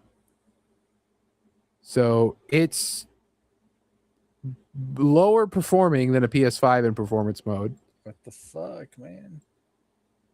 You're getting about 47 frames a second compared to the 54 frames What a second. What the fuck, man? Why would I pay for this shit? So I mean, I'm not. so there you go. I mean, I'm not even like a frame rate guy. Like, I'm not a technophile. All right, like, No, neither like- am I. I'm here for fun gameplay experiences, at the lowest possible cost. All right, that's one reason why I'm this close to just putting down that 450 on the Switch 2. Just because I'm not a technophile. I'm not like, oh, it's got to be 60 frames per second all the fucking time, or else it's trash. It's garbage. It's trash. I'm not that guy. I'm not the guy where it's like, oh, look, they had to remove that bowl of fruit from this one room in Final Fantasy VII Rebirth to get it to run smoothly on the Switch 2. I'm really going to miss that bowl of fruit on that one table in that one room in that one city in this big ass. It's like, motherfucker, no. Come on now. Seriously? No. I don't give a shit. But if I did, why would I buy this over the PS5 when the PS5 is running smoother? Yeah, I mean, unless really for the Steam library, but not a whole lot's exclusive to fucking Steam besides, like, I guess older games, which is pretty cool, but like, yeah, that's about the only thing I'd be interested in. And I'm not saying to do this. I want to make that clear. But I'm just saying, if you really want some of these older games, you could always sell the Open Seas. You know what I'm saying? Yeah, well, I mean, also the PlayStation has the ability. You pay a little more, you get get access to it. But I don't mean like the old games, like, but it's like the stuff from like the 360 era. It's nice that, like, you can't play Batman Arkham Origins except on your 360 and like PS3. Can't play it on nothing else. Just bullshit. WB games. But also, har he, you are a pirate. So that is all the news of the Steam Cube, the Steam Cube. Also, Nintendo should sue the motherfuckers. Well, I mean, we'll get into that. That maybe Nintendo needs to sue a lot less people these days. Is their last lawsuit ain't gonna go so well. We'll get into that here after we talk about the good Cube news, and that's Sony Santa Monica boss Cory Balrog pitched God of War Laufey from the beginning, says Deborah Ann Wool. Quote, "Oh my God, I can't tell you. I still pinch myself. Again, I've known about this for nearly 10 years, and I haven't been able to talk about it." Okay, he pitched it to me. Wait. Wait a minute. When you said the beginning, I thought like the beginning, like God of War 1, the Greek saga, like back on PS2. He's like, Deborah, I know you're not an actress yet, but one day, I was like, let me tell you, Cube. I was thinking, have they had it planned for this motherfucking long? Like, he pitched it to me in 2018. Shit, dude. And they had known about it before then. It's wild. Like when Corey brought me to talk about doing Ragnarok and showed me the 2018 game, he already had a poster for the Laufey game with me and a cube. The cube is the key. Listen, Cube Jar Jar is the key. He's the This key is to the all key. this. It's the key to all of this. He's a funnier Cube, character than we've ever had. a cube that's been there since the beginning. It's deeply a part of the lore. Cube is the key, Jesker. Cube is the cornerstone of everything. Like a cube is literally a cornerstone. He's a cornerstone to all of this. Like I want to know. We're gonna be able to like. Corey Balrog's gonna like show us something from like God of War 1, and then we're gonna be like, dear God, that was the cube. There'll be like a blue square. Like, dear God, the cube was there all along. The cube was there from the beginning. In the beginning, there wasn't chaos. There was cube.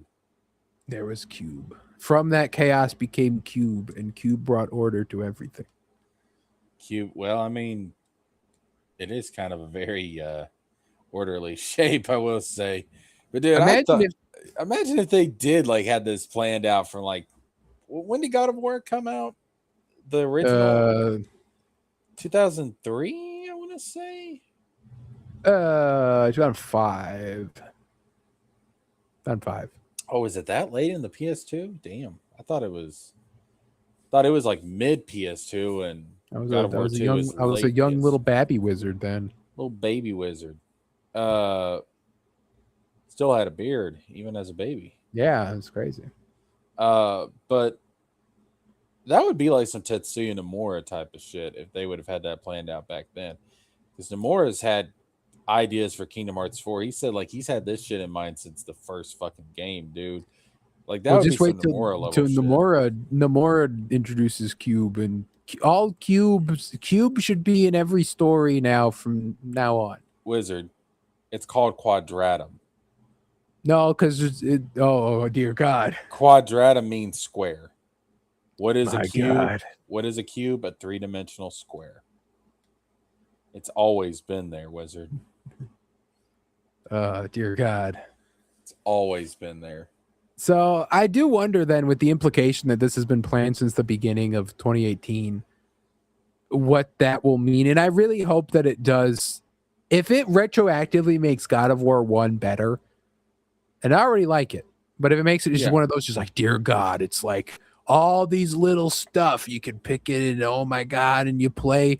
There's a part in the game where you play alongside this moment that's happening. And if you look, she's right there. And that's you. And the cube has been patched into God of War 2018 retroactively. We gaslight you into thinking it was always there. Cube was always. It kind of makes me want to go back and replay God of War 2018 just to see if I can find Cube there. Imagine if the cube was actually like pink, so that way you would look down at your controller and be like, "Dear God, he's right there the whole time." Shit. But look, man, it's like I tell people when it comes to Nomura, trust the plan. All right, Sony Santa Monica has clearly had a plan in mind since they started working on the Norse saga. Just trust the plan. That's it. That's all. Just trust the plan. Don't question it. Don't doubt it. Just trust the plan. It's like with Kingdom Hearts. I keep telling people this. Nomura's had this shit in mind forever. So just trust the plan.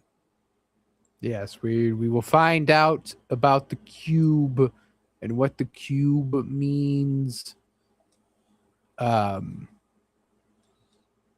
It will be interesting. Yeah, man. Just trust the plan. All right. Cube. The cube's always been there. The cube has always been part of the plan. Lao Fei's always been part of the plan. Cube was the real narrator, not Gaia. Yeah, that's what Origin says. Yeah. And so Kratos cast himself from the highest cube in all the land. Yeah, just trust Cube, people. Always trust Cube. Always listen. Cory Borlaug is Cube. So I'll tell you who you can always trust, Jesker, and that's Ubisoft. They always have your best interest at heart. You're a fool. But sadly, they had to do some changes. And that comes from really the last of the showcase trailers that we have to watch, which is the 1666 Amsterdam trailer, which I didn't know when they showed this off that this is the co-creator of Assassin's Creed is developing or headlining, spearheading this game here. So let's watch this trailer and we'll talk about how this trailer, this game has caused the Ubisoft to change Hextay all around and cancel stuff that we saw through leaks for months. So let me know if you can hear anything. Nothing Yep. right. Yep. I can hear it.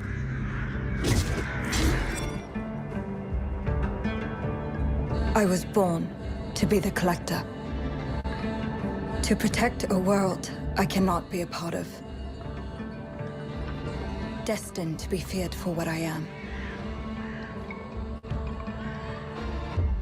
It is my fate.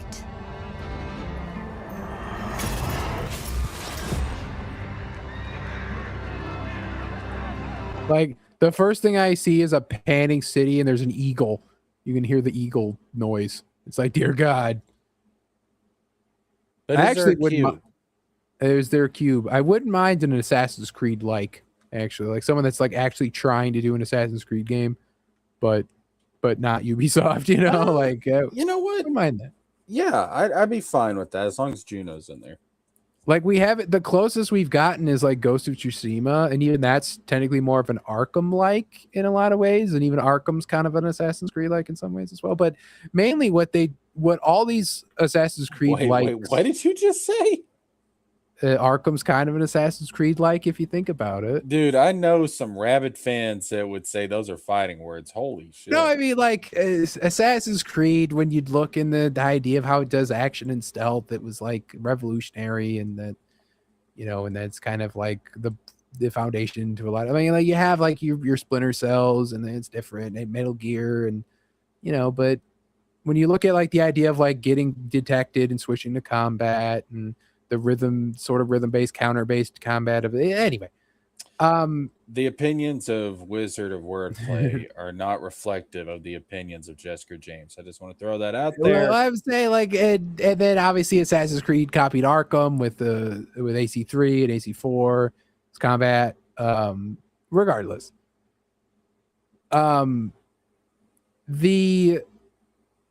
what all these Assassin's Creed likes failed to do is the social stealth, right?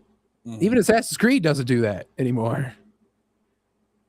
But that's like the one thing that'd be like, if you got that with some parkour in a big city with some assassinations, some sneaking, some history, you could be a good game, and that's really all you need. I mean, like if you want to do magic instead of science, that's okay too, because then you're not doing Assassin's Creed stuff, but that's okay. You're still doing the bones are there, Ooh, wait a minute. Hold up. Wait a minute. Assassin's Creed, but actual magic. Yeah, that's what this could be. That's a damn good idea. Yeah, like the sci-fi stuff is good, but Ubisoft very clearly doesn't want to do it. They want to do magic. The fact that you fight a fucking ghost in Shadows and there's no lore explanation for it whatsoever is still some fucking bullshit. But, probably a piece of Eden was around there. No, there's no piece of it. They just fucking be like, yeah, it's Japan. It's haunted. It was buried underground. It was under the ground. Moon's haunted. Yeah, it's somewhere there. It was in the back. You didn't see the cube back there? That cube was the cube of Eden. The cube of Eden. You didn't see that? It was there in the background the whole time, Wizard. You just had to squint your eyes and really look. I really hope they don't have a giant squid boss fight in Black Flag Resynced, or I swear to God. But I mean, too late. They had their chance. But we know giant squids exist. That's not mystical or fantastical. Yeah, but you can't have the boss fight against it. Plus, Yakuza already did that. Yakuza finally gave me my giant squid boss fight. Kingdom Hearts 3 does not count. Kingdom Hearts 3 did have a giant squid boss fight, damn it. No, I didn't. You were just going around in a circle shooting. No, that's not true. That was only half of that fight, and you know it. After you do that, you fight Davy Jones, and what does he have as his backup? What does he have as his assist? That doesn't count either. He's got the fucking That's a stage hazard. You are on some bullshit right now. Anyway, It has let's go HP. Each get tentacle has back an to HP this. bar.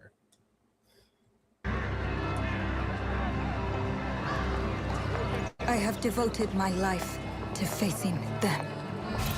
Those granted the power to raise souls. Those corrupted by their gifts. The Templars. It was always the Templars.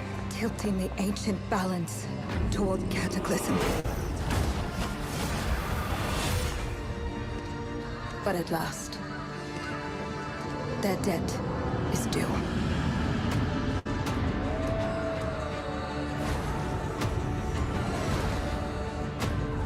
Every choice, every breath has led me to this moment.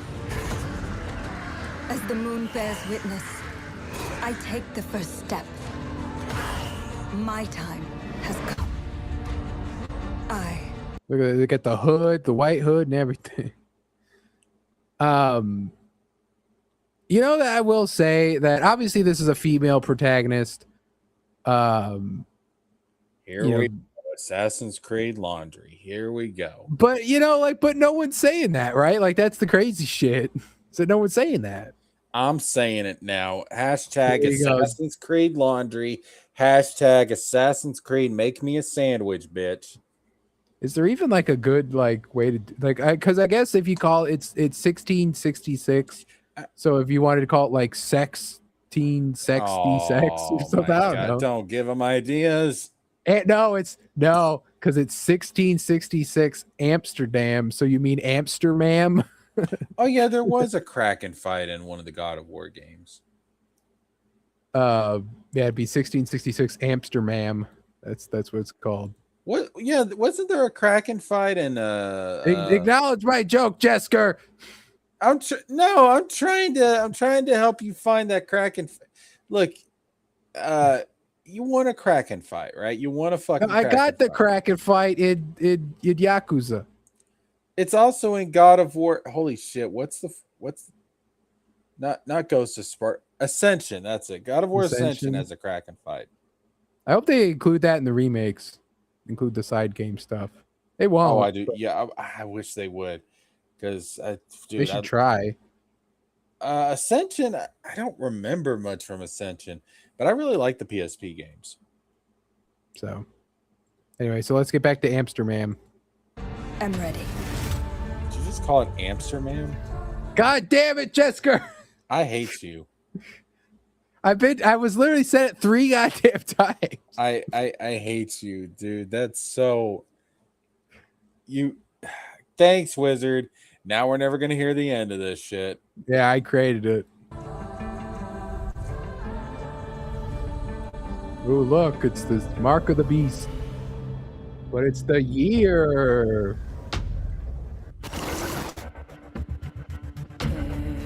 Yeah, so we get a little bit of gameplay. You can play it the cat.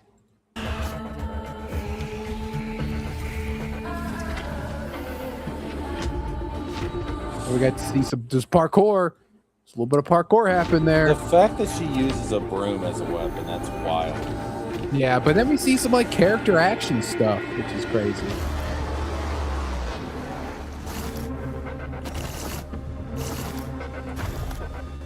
So, and there also is the prologue, but I can't play it because I don't have Steam. So they did not put it out on the PlayStation 5, to my knowledge. Well, you can get that new the new Valve console. That's you get the Steam console. Yeah, why don't you do that, Wizard? Huh?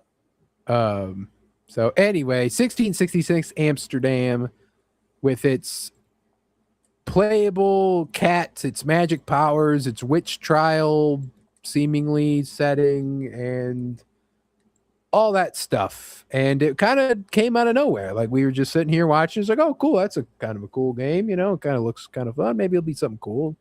looks pretty good, like gorgeous, like look at that sun, those god rays coming in, and you get to get your big map, your social stealth. She's got her little witch outfit, then she has her civilian outfit, and then she has her red witch outfit when she.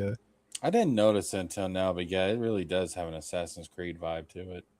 Yeah, a lot more action to its combat though, which is different. You know who I think? I think I figured out who the final boss of this game is.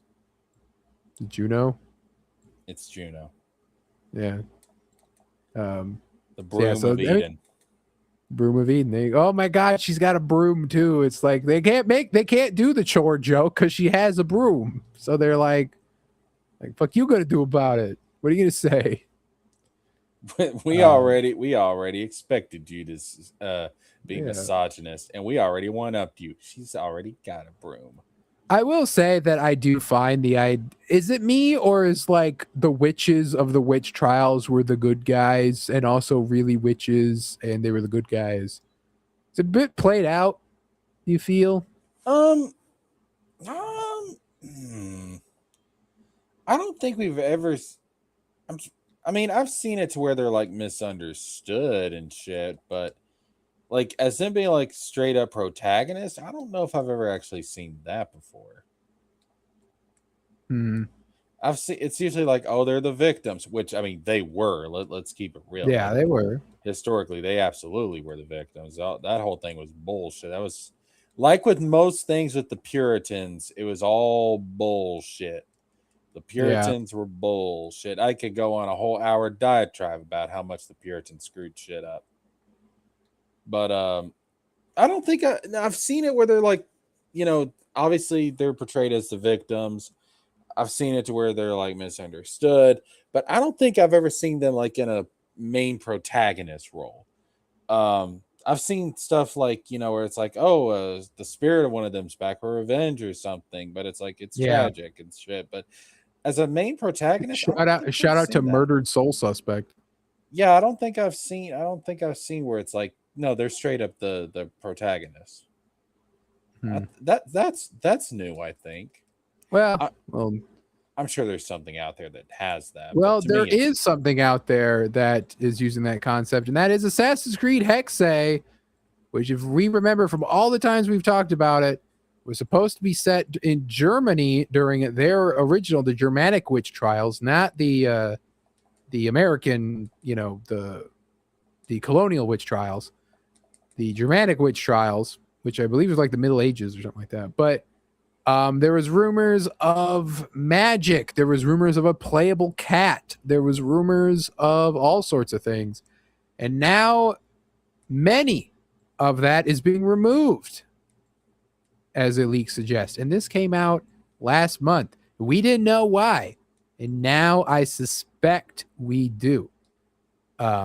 The creative director left. They're moving stuff around over there, and they are removing a lot of the sci-fi or magical elements, specifically not the sci-fi elements, but we were supposed to control, for example, we were supposed to control a cat, says Jonathan. Well, ultimately that has been canceled. So, they're shaking things up. Characters with witchcraft-like powers. Yeah, here it is. A little bit is officially confirmed of Assassin's Creed Hexe's focus. We do know was pointed to it with an early entry focus on the 17th century era of witch trials in Central Europe, like maybe the 1600s in the Netherlands. Yeah, that would make sense.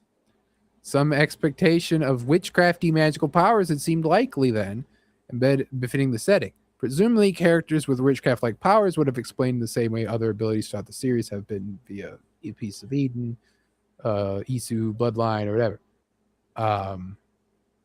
Controlling animals has been possible for a while. Assassin's Creed Origins, blah, blah. Jonathan said that Ubisoft has worked on an Assassin's Creed 1 remake.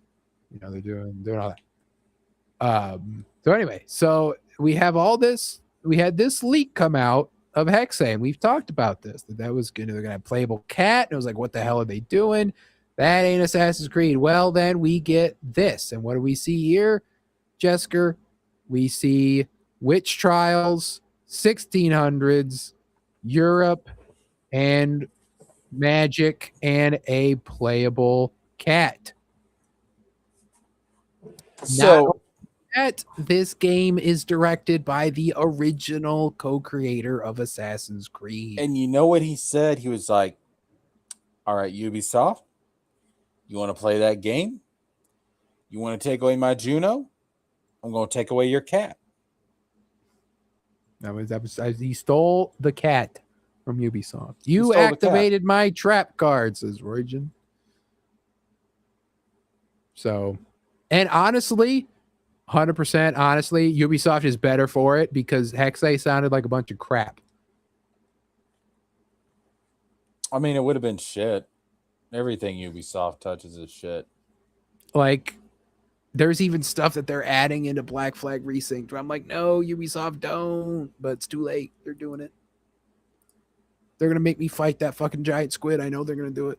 It's gonna be an Isu squid. It's gonna Isu. It's a crack. The Kraken has swallowed the piece of Eden, Jesker. That's why it's big.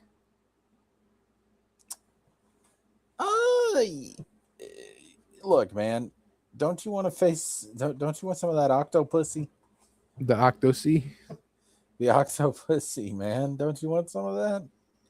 Anyway, no, so I was wondering with Hexe what they could do, and it would be to I always said, because they were like, oh, it's gonna be a big step for the franchise, it's gonna change the game. Now we know, oh, it's gonna be magic and playable cat. But what I wanted was first person. I wanted Dishonored. Give me an Assassin's Creed Dishonored like, you'd have some money. Mm-hmm. I mean, Ubisoft's still kind of shitty, but still, like, it'd be different. You could do the social stealth, because Dishonored kind of has that, but not really, right? But the ability to, like, sneak around, climb up on furniture to sneak around, like Dishonored, you know, like all that shit. Playable, you turn into a cat, or even just have a cat companion you could, like, mind swap with or something, right? Like, yeah, okay. You want to do magic stuff, Dishonored's way to do it is the way to do it. How do you explain it? Well, it's all in your left hand. What's your left hand? Oh, it's the apple of Eden or something, you know, like anything. You can, how do you want to do the Dishonored thing where you mind control somebody? How do you do that? Apple of Eden. It's there. It's always been there from the very first game. You could do it, you know, and so, you know, you want to create a light illusion to distract your guard. How do you do that? Apple of Eden right there.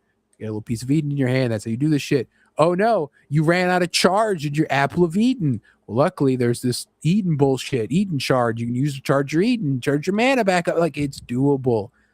But doing the same thing they were doing with Shadows, with Valhalla, with Mirage, all of it, and just putting it in a new setting and be like, play as a cat.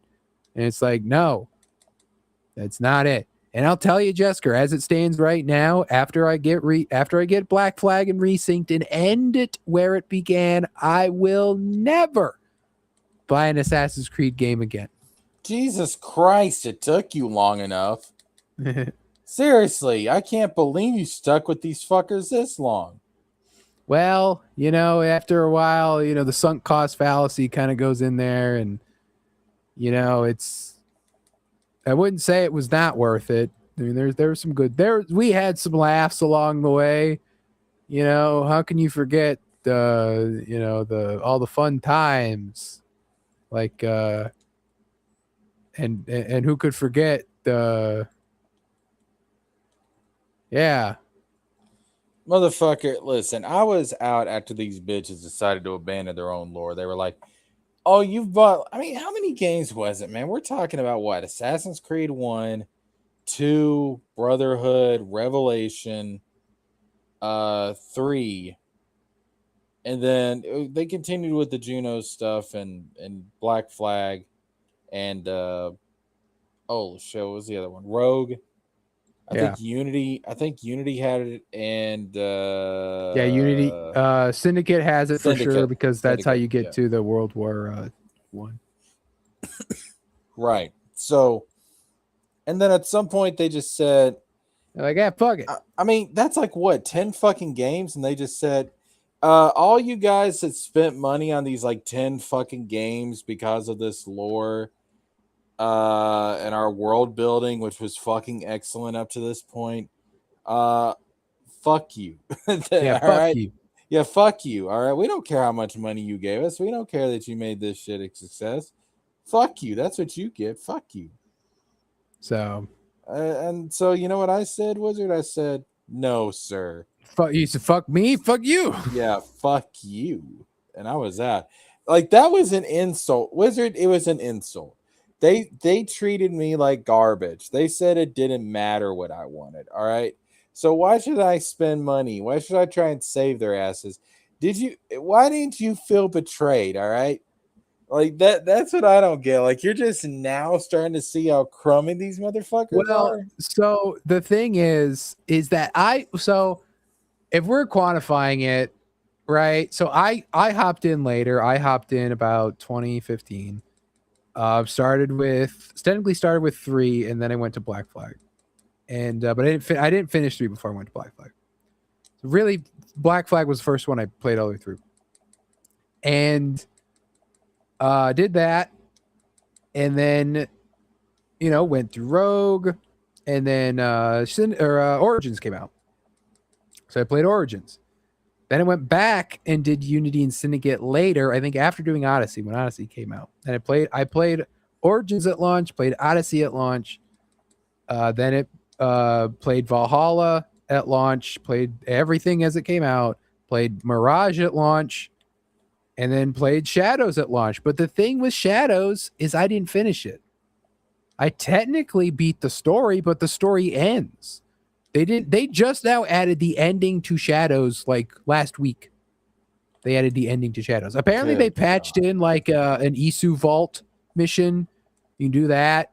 That's kind of cool. They added in a reference to Assassin's Creed Rogue, where you go down and you find like the little the earthquake making devices, the like spiky piece of Eden that floats on a little pedestal. And they're like, now it goes to touch it, and then Yasuke is like, no, don't touch that. It's dangerous, probably. I don't know. But anyway, and then they added in like their storyline that's stupid. Their modern day is stupid. It's about 2 AIs fighting each other or some bullshit. Who cares? They added in data files. They added in actual like Animus files on characters, and that kind of continues the lore on some people, like fucking Bassam, that they started in Valhalla but then abandoned for no reason. Stupid. So no, and then Black Flag, like I said, Black Flag Resynced. The only thing, if Black Flag Resynced is good, I might be convinced to come back for an AC1 Resynced. Might be. Because I didn't hate AC1, but I didn't love it either. Because I played AC1, I think, the most recently, but before Shadows. Because I played it right after playing Mirage, and I was like, oh yeah, because Mirage is kind of a love letter to AC1. Let me actually go back and play AC1. And Mirage was good, and I still haven't played Mirage's free update. I probably should, but I also have no desire to play through Mirage again. I have no desire to play through any of them again besides the ones that I know I love, like Origins and Black Flag. So I will give one last ride, one last hurrah with old Captain Kenway, and then I will sail off into the sunset. I'm glad you finally seen the motherfucking light, dude. Holy Unless shit. it's really good, in which case I'll probably buy Hexay too. But Lord, help me to save this man. Please, Jesus. So more gaming news. As I mentioned earlier, Nintendo should really, really stop suing people. Do you know what's going on with Nintendo and their lawsuit? Pretty famously, we've talked about it here on the channel before, way back when. Which lawsuit is it? Because they've had a lot, dude. Their lawsuit with Pal World over their Pal Words ripping off of their material, which was basically what they're battling is the Pocket Monster system of having the ball that you throw and to capture a monster and to summon the monster with it. They tried to patent, as we covered on the show a year or so ago, the ability to just summon a monster in general, but that was deemed not correct. However, there has been an update to the case. It is almost over, I believe. Okay. And that has been determined. The fact that Pal World had a trailer at Summer Game Fest where it's launching its 1.0, its official launch. I saw that. So clearly Nintendo didn't destroy them. So here's what happened, Jesker. Nintendo is only going to walk away with $30,000. Oh my god. So what happened was Nintendo spent millions upon probably billions for this lawsuit, right? I think it was millions. I think the number that I heard was 50 million, but I'm not sure. For this lawsuit, because they thought that Palworld was completely ripping them off in a way that they were. But Nintendo only had the leg to stand on in that capture from a ball mechanic, right? They had the patent on that. They had the patent on that, Jesker, in Japan only. So what happened? What did Palworld do? They patched the ball mechanic out of the game. Game's not out yet. They just changed it. So then that means that Nintendo is only owed the damages from when the ball mechanic was in the game,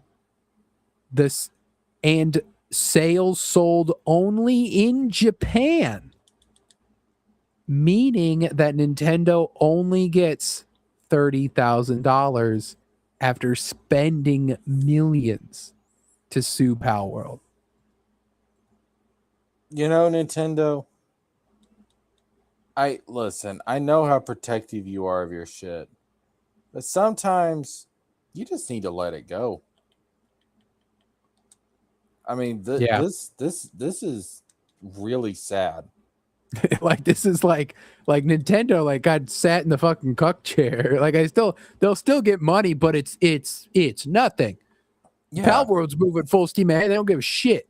Yeah, $30,000 is nothing. Like they made that off of like their lowest performing Switch game this year or something. Like it's nothing. Nintendo, I'm still gonna buy your console, but come on, you should have been smarter than this. Like how'd you lose, Nintendo? Like you're Nintendo. That's why this legal stuff. Sometimes legally you have to do it, but sometimes you just like, hey, maybe don't. Sometimes you just gotta let shit go. Which technically then this proves Sony could rip off fucking Pokemon if they wanted to. Well, yeah, Nintendo can't do shit. This proved it. You're legally allowed to rip off Pokemon. I mean, think about it, dude. Like you've got there's whole genres that are, like you have Souls likes, for example. Yeah. Like obviously they're taking inspiration from Dark Souls. Like that's where the name comes from. You have Metroidvanias that are not Metroid or Castlevania. They're obviously taking inspiration from those two games. Like, why aren't they going after Metroidvanias when half of the genre is Metroid? Like, come on now. Yeah. Roygen asked who owns Palworld. It is, I just looked it up, Pocket Pair, who is another Japanese company. This was a Japan versus Japan program. Expedition 33 is basically an old school Final Fantasy game in modern graphics. But no, like you don't like, I'm sorry, but no one has like ownership over a type. You know what I mean? Like, like if that was the case, like there would only be one turn-based JRPG. Well, like, obviously, I know like mechanically they're probably different, but like Digimon, right? Like Nintendo would have like killed any Digimon game, right? Yeah. Nintendo needs to learn that they don't have ownership over all this shit. They just don't. But if you look at the history of Nintendo, they kind of always have been this way. Like I'm blanking on his name right now, but like the guy like back in the NES Super Nintendo days, like he was like a fucking Godfather gangster type of guy, dude. Like I mean, he was a ruthless businessman. It was fucking bro. It's not Sakurai. That's Smash guy, right? No, not Shigeru Miyamoto. No. He's dead now. Let's see.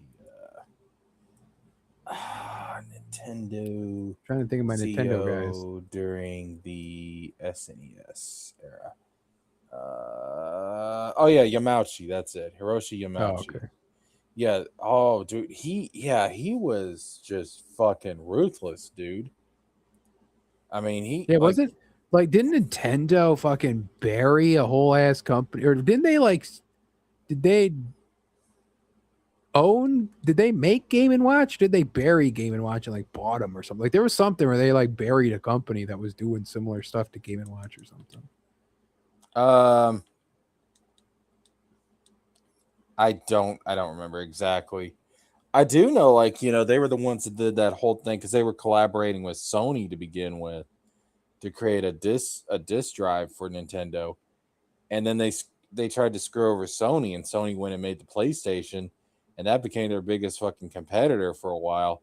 And it's like sometimes Nintendo, you just need to loosen that grip a little bit, because the one that ends up getting choked out is you. Like stop, bro. I love you, but sometimes the weird business shit you do, it pisses me off, man. I'm still gonna buy that Switch 2 probably. No, now he's on it. Probably now he's moved back since he got cucked by Pal World. You lost your aura. You lost some aura, Nintendo. Nintendo just makes me nervous. Tell me I'm wrong. Nintendo makes me nervous sometimes. All right, they scare me a little bit with some of their tactics. Well, yeah, because they are Japanese, right? Like that's really the thing, is that this is a Japanese thing to do. They're very protective of IPs over there. They're very protective of all that stuff, and they are, and they do this stuff. So I'll tell you one person who doesn't need to fear Nintendo, because truly they have lost all their strength, all their power. And that's the Zelda fan that was working on an Ocarina of Time fan remake for the past 10 years. Oof. He had to cancel it, not because they forced him to, because Nintendo we have now shown is toothless. They cannot hurt you. He abandoned it because he wanted to. The creator said he didn't want to, quote, step on Nintendo's project despite a decade of development. Here is the Ocarina of Time. That don't look half bad, bro. It had a playable demo and fully rebuilt Hyrule in Unreal Engine 5. Yeah, I wouldn't. If I was gonna develop a game, I definitely wouldn't try to remake somebody else's property, because that's just, especially Nintendo. That's just asking for trouble. Jesus Christ. Yeah. Well, like the old adage, right? There's a YouTuber that I watched, and he had a video that's I think like 6 or 7 years old at this point, but he said that if you're working on a fan game, he said, I need you to do one thing. Now shut the fuck up. Because it's basically, once you announce your fan game, they are going to find you. They are going to cease and desist you, and that fan game will never see the light of day again. Yeah. So they said, if you're doing it, make it in silent, make it in secret, and release it. Because once it's out there, it's out there. The fuck they could do? They could take it down, but the files are downloaded. They're out there. They're on the Pirate Bay. What the fuck are they going to do? Don't announce it.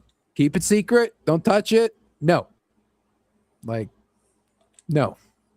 And if you're going to do it, and if they cease and desist you, the best course of action, and I will always say this if you're doing any fan game, make your own project. Yes. Make a spiritual successor. Make that type of game, and you will see greater success doing it. plenty of dead franchises. If there was a game that's like, oh my God, this is just like the thing that I liked, but it's cool, but you made it a spiritual successor. And then what do? You secretly drop a file on 4chan that says, hey, mod this in, it'll make it back into that original fan game. They can't do shit about that. That's a mod. So yeah, no, if you've got the talent to and I mean clearly this guy's talented. I mean, that looks fucking amazing right there. But if you've got the talent to create your own fan game, then just make your own original game. It can be inspired by whatever you were thinking of making a fan-made game of. But make your own original game. let me see if I can find a yeah, here's the so here's, I think this is the full Ocarina of Time.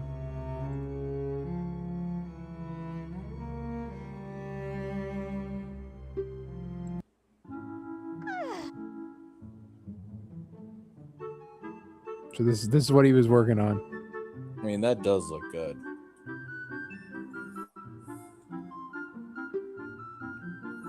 I think it's like the time pauses when the dialogue's going.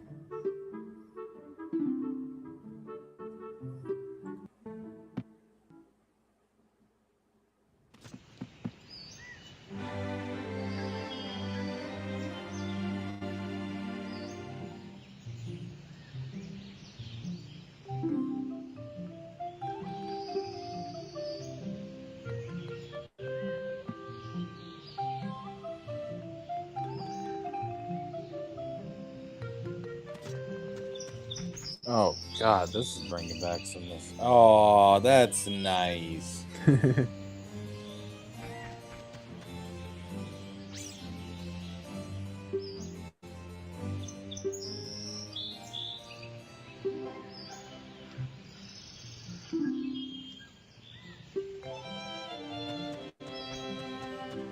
That's the thing we've talked about, right? Is that when you're doing a remake like this, you have to compete with people's memories of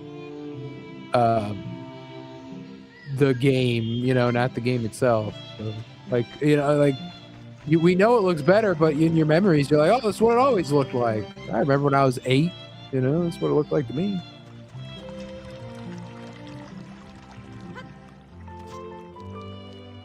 Yeah, so then 10 years of work and he's got 2 hours of a demo out there. Like he's even got the ocarina in there, and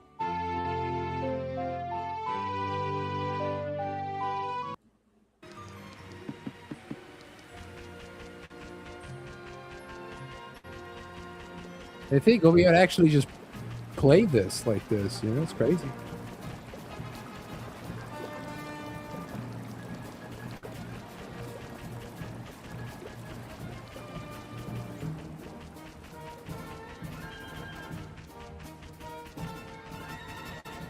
Definitely need the horse, though. It's a lot of walking. That's the combat.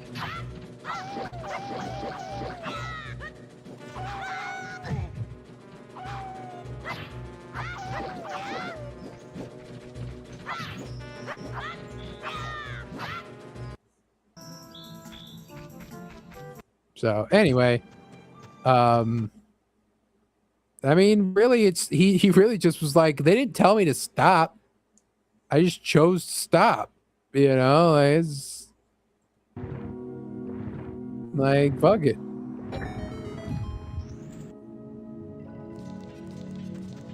So This is making me excited though for this fucking remake. Jesus. it's like, yeah, I want this now. But I feel bad for him though. Because that's 10 years, dude. But imagine if he, okay. Imagine if he had done like a tech demo of Ocarina of Time just to show off his skills, right? Yeah. To draw attention to like, look at what I can do. Look at what I'm capable of. Because he's clearly talented. And then he used that to be like, look, this is a tech demo, a game you all love, blah, blah, blah, blah, but I'm going to be making my own game. Yeah. My Like, IIP, my Yeah. Ocarina like. so I feel bad for him. Like he should have been spending the last 10 years designing his own game. Yeah.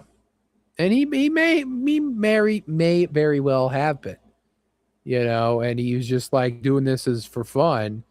And he's like, yeah, each time I added a mechanic, I transferred it to my new game. And like I said, it's an Ocarina like experience or something. Yeah. Because we do need more like open. Everyone tries to get these Unreal Engine open world things. They try to make like gritty Souls likes. No one's trying to make like a kid friendly action game like this. Oh yeah, no. We definitely need more of this. It needs to diversify.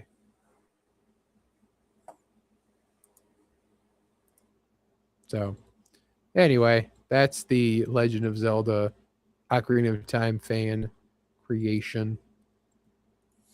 What else do we have here? I hope he comes back with something of his own because he's clearly talented. Another thing here that we've really been kicking it down the road a lot, but that is the announcement from Warhorse Studios that they are working on a open world Middle-earth RPG. They are the people that made Kingdom Come Deliverance. Yep. And so that means that this big old Middle-earth RPG will be like you could start as a normal man and have to work your way up to being this great noble knight and have to fight orcs and goblins and fucking trolls and shit. That's pretty cool. Yeah, I mean, I've been hearing about this for a while. Not clearly we don't have anything really substantial yet, but no, I've been hearing about this for a good minute. And I've heard a lot. I've heard a lot about the Kingdom Come games. I've wanted to get into them, but I just feel like sometimes you get these big RPGs, and it's like, oh man, this is gonna just take too damn long to get through. So I do want to get through them eventually, and I do like the idea of a good, like the Lord of the Rings game everyone's been waiting for. Is the I want to start and I want to become a, hopefully it's because the Kingdom Come games, like you follow a set character. So I imagine with this one, because it's an RPG, be able to make your own guy. I want to be able to start as an elf or as a dwarf or as a hobbit or a ranger, and all that stuff. I want to do all that stuff. So that'd be fun. Another RPG that really had some surprising news come out of it. No one thought this was going to happen. That's that The Witcher 3 Wild Hunt is getting a third DLC. Songs of the Past. It's been how long? I believe the game came out 13 years ago. Jesus Christ. And remember, Witcher 4 is like pretty close. It's out there. It's on the horizon. So this is it's a strange move, but people like Witcher 3. People love Witcher 3. People love Witcher 3. People did notice a fun little thing. So in this box, this cover art here, the very first expansion, Geralt has one sword. The second expansion, he's got two swords. Third expansion, he's got three swords.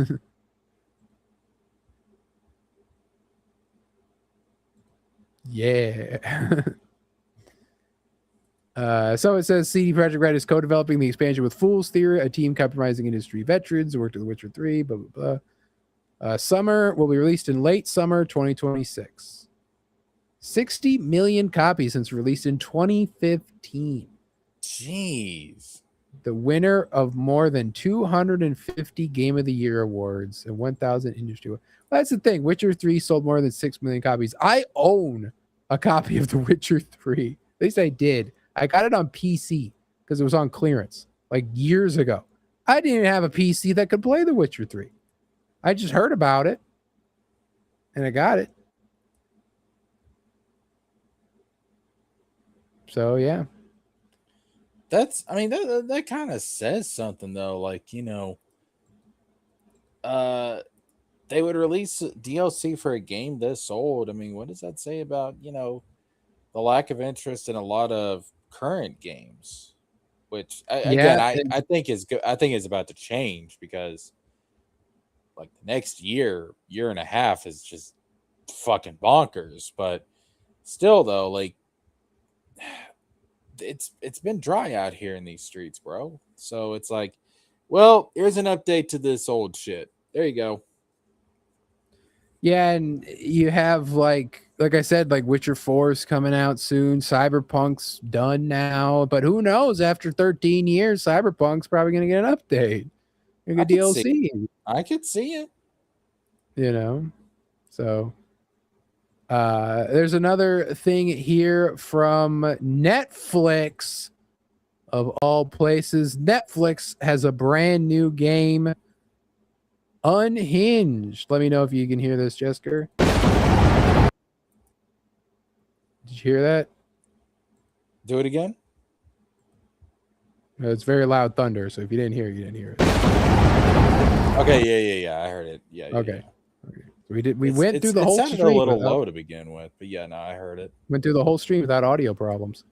So this is Unhinged. This is Troy Baker, Sadie Sink of possible Jean Grey fame, and Zoe Kravitz star in Unhinged, a new streaming game experience. Ooh, I don't like coming June 30th to Netflix. Yeah, Netflix trying with those video games, man. They need to stop.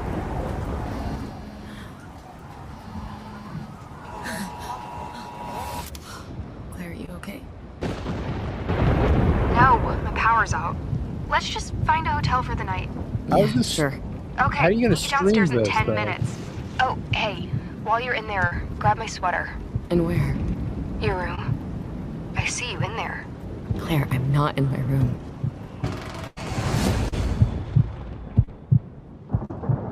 I'm like 85% sure I saw someone standing in your bedroom. Then get the fuck There's out no one of else there. here, okay?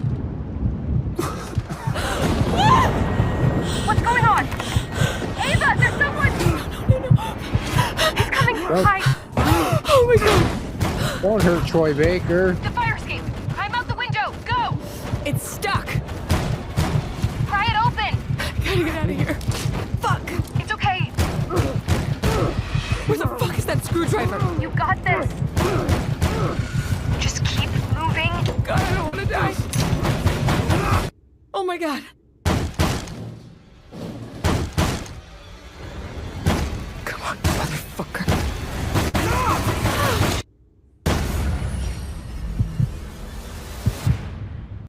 There you go. Unhinged. It looks cool. Yeah, it looks like it's 2 hours though. Yeah, Like, why is there a rat in the air duct? run. Ryan, is that you, Ryan? You It's come been back too for me. long. You come back for me, Ryan. I Oh. was your pet rat. Now I like it starts promising when we're at like this point where it's like someone was in your room, like, oh, and then it's like, oh, that's cool. And then we see zombie Troy Baker man like come out of the shadows. He's just like serial killer guy. I like the vibe of this. That is kind of like, I'm not gonna lie, that is kind of fucking unsettling. Yeah. But I don't understand this concept of a streaming game. The fuck is that? Yeah, they try to be like, oh well, you don't have to buy it or you don't have to, you just stream it with your internet connection. And then you hopefully you can actually control the damn thing and it's not like just a point and click like dialogue box pauses everything and it's like, ooh, what are you gonna do? You gonna try open the window with the fork or the screwdriver? And like, well, clearly I'm gonna use the fucking screwdriver. These fucking lame ass tattoos. You got dots on your fucking. That's weird. But yeah, so we'll see what Netflix if they're trying. Ooh, they're trying. Yeah, I don't know. But not to be outdone, the final news of the night is the image from Hideo Kojima's AD. OD, actually, not AD. OD. Entertainment Weekly has a new image. The scary sort of PT but not PT game by Hideo Kojima. And we actually have here the zoomed in image, the full-sized image. We could go even further. What's this creepy ass figure back here? This is as close as we can get. What? That looks like some Lord of the Rings shit in there. With the long blonde hair, yeah. Yeah, it looks like he's got a crown. See, can we go even further beyond? Looks like devil horns to me. Okay. Ooh, I feel weird now. Ooh. Yeah, Tolkien's fucking spinning in his grave. Ooh, shit. Yeah, this is making me uncomfortable. I feel creeped the fuck out now, wizard. So Jesus. there you go. Just watching back there. Hi, I'm watching you. There's also on the TV there. Is that There's fucking Haley Joel Osment from the it's Sixth not Sense? Haley Joel Osment for the Sixth Sense. That looks like Haley Joel Osment. I see dead people. I mean, Haley Joel Osment would be the type to be in this. That fucking eyeball light switch. Fuck is that? What the fuck? That's some spooky shit. I'm watching you. Yeah, because it's not like that's literally an eyeball. That's some PT shit. Damn it, Kojima. I'm not gonna let PT go. It's gonna happen, whether you like it or not. Look, there's also the cracked. What's the cracked door, man? Oh, there's stuff. Dude, this is Oh. making me feel weird, man. Like I'm actually getting fucking unsettled. This is just some creepy ass shit, dude. Like it's like the part where you're staring at it in the fucking thing, and then Lisa fucking jumps out and closes the fucking door on you. Oh god, That's the name of the monster in PT. I mean, PT, man, is such a. I mourn PT, and I never even played PT, but fucking watch PT happen, you get fucking terrified. Dude, before all that shit went down, I got a chance to play it. Oh, you got to play it. Ooh, yeah. Jesus. Oh, Jesus Christ, man. That's Let's do it. it's unnerving. Dive in. Let's do it. Yeah. That's that PT. There it is. That's what happened if you stare at the door for too long. Mm.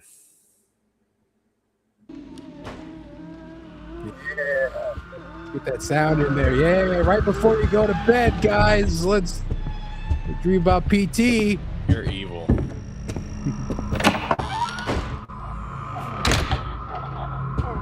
The fact that if we remember from that, let's go back and watch that OD trailer.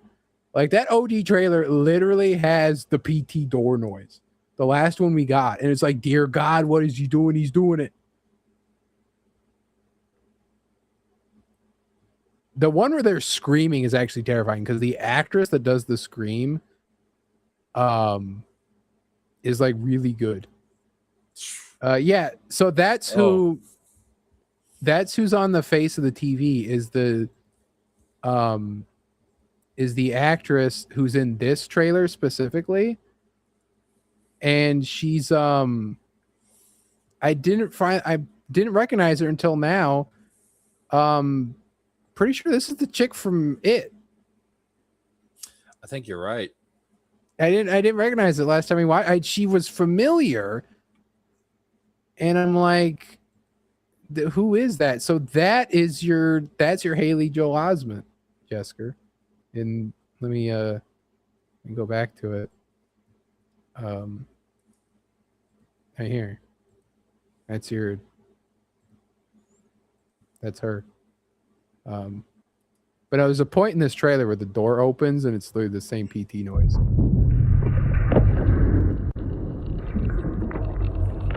Like, well, already the weird static noises, that's PT. God, man. It's screaming me the fuck out. He's gonna do it again. I think it's right here when they open the twin. Yeah, right. Like, listen to this. Just listen.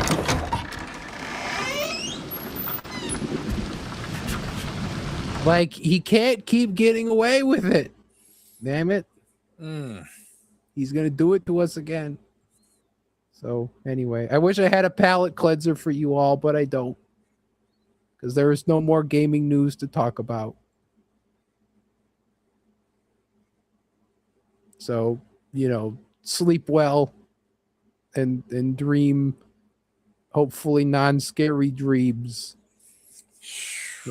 I'm not going to sleep tonight. Thanks, wizard.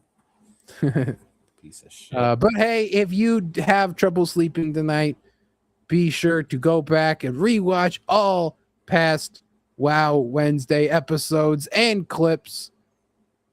They will be sure to put you to sleep. Wait, no, I didn't think about that too strong. Anyway, let the sound of our voices lull you to sleep. Yeah, we will soothe you right to sleep. Next week we will have a show packed with, well, we got some Marvel, we got some DC, we got the Batman Nightfall first trailer of the 3 animated movies, as well as the first look at many upcoming DC animated shows, including My Adventures with Green Lantern and Starfire. We also have Marvel getting bullied into removing a comic from stores, as well as many other movie and TV show news, including the fact that they're making a Conan the Barbarian animated series with Genndy Tartakovsky of Samurai Jack fame.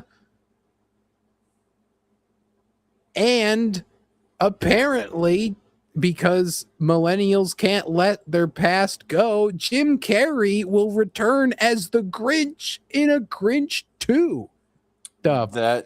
That was not on my bingo card for this year.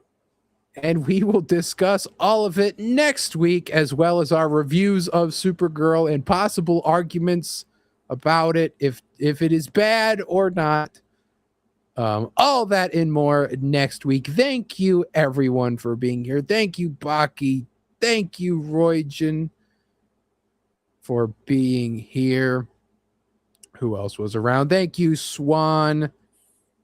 And thank you, Zombie Boy, and Series of Bats as well. Thank you, Jesker, for being here once again. So no stream for you this week, but possibly next week. Yeah.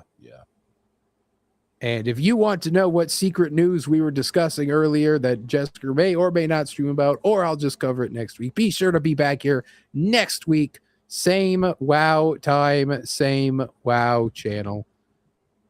Good night.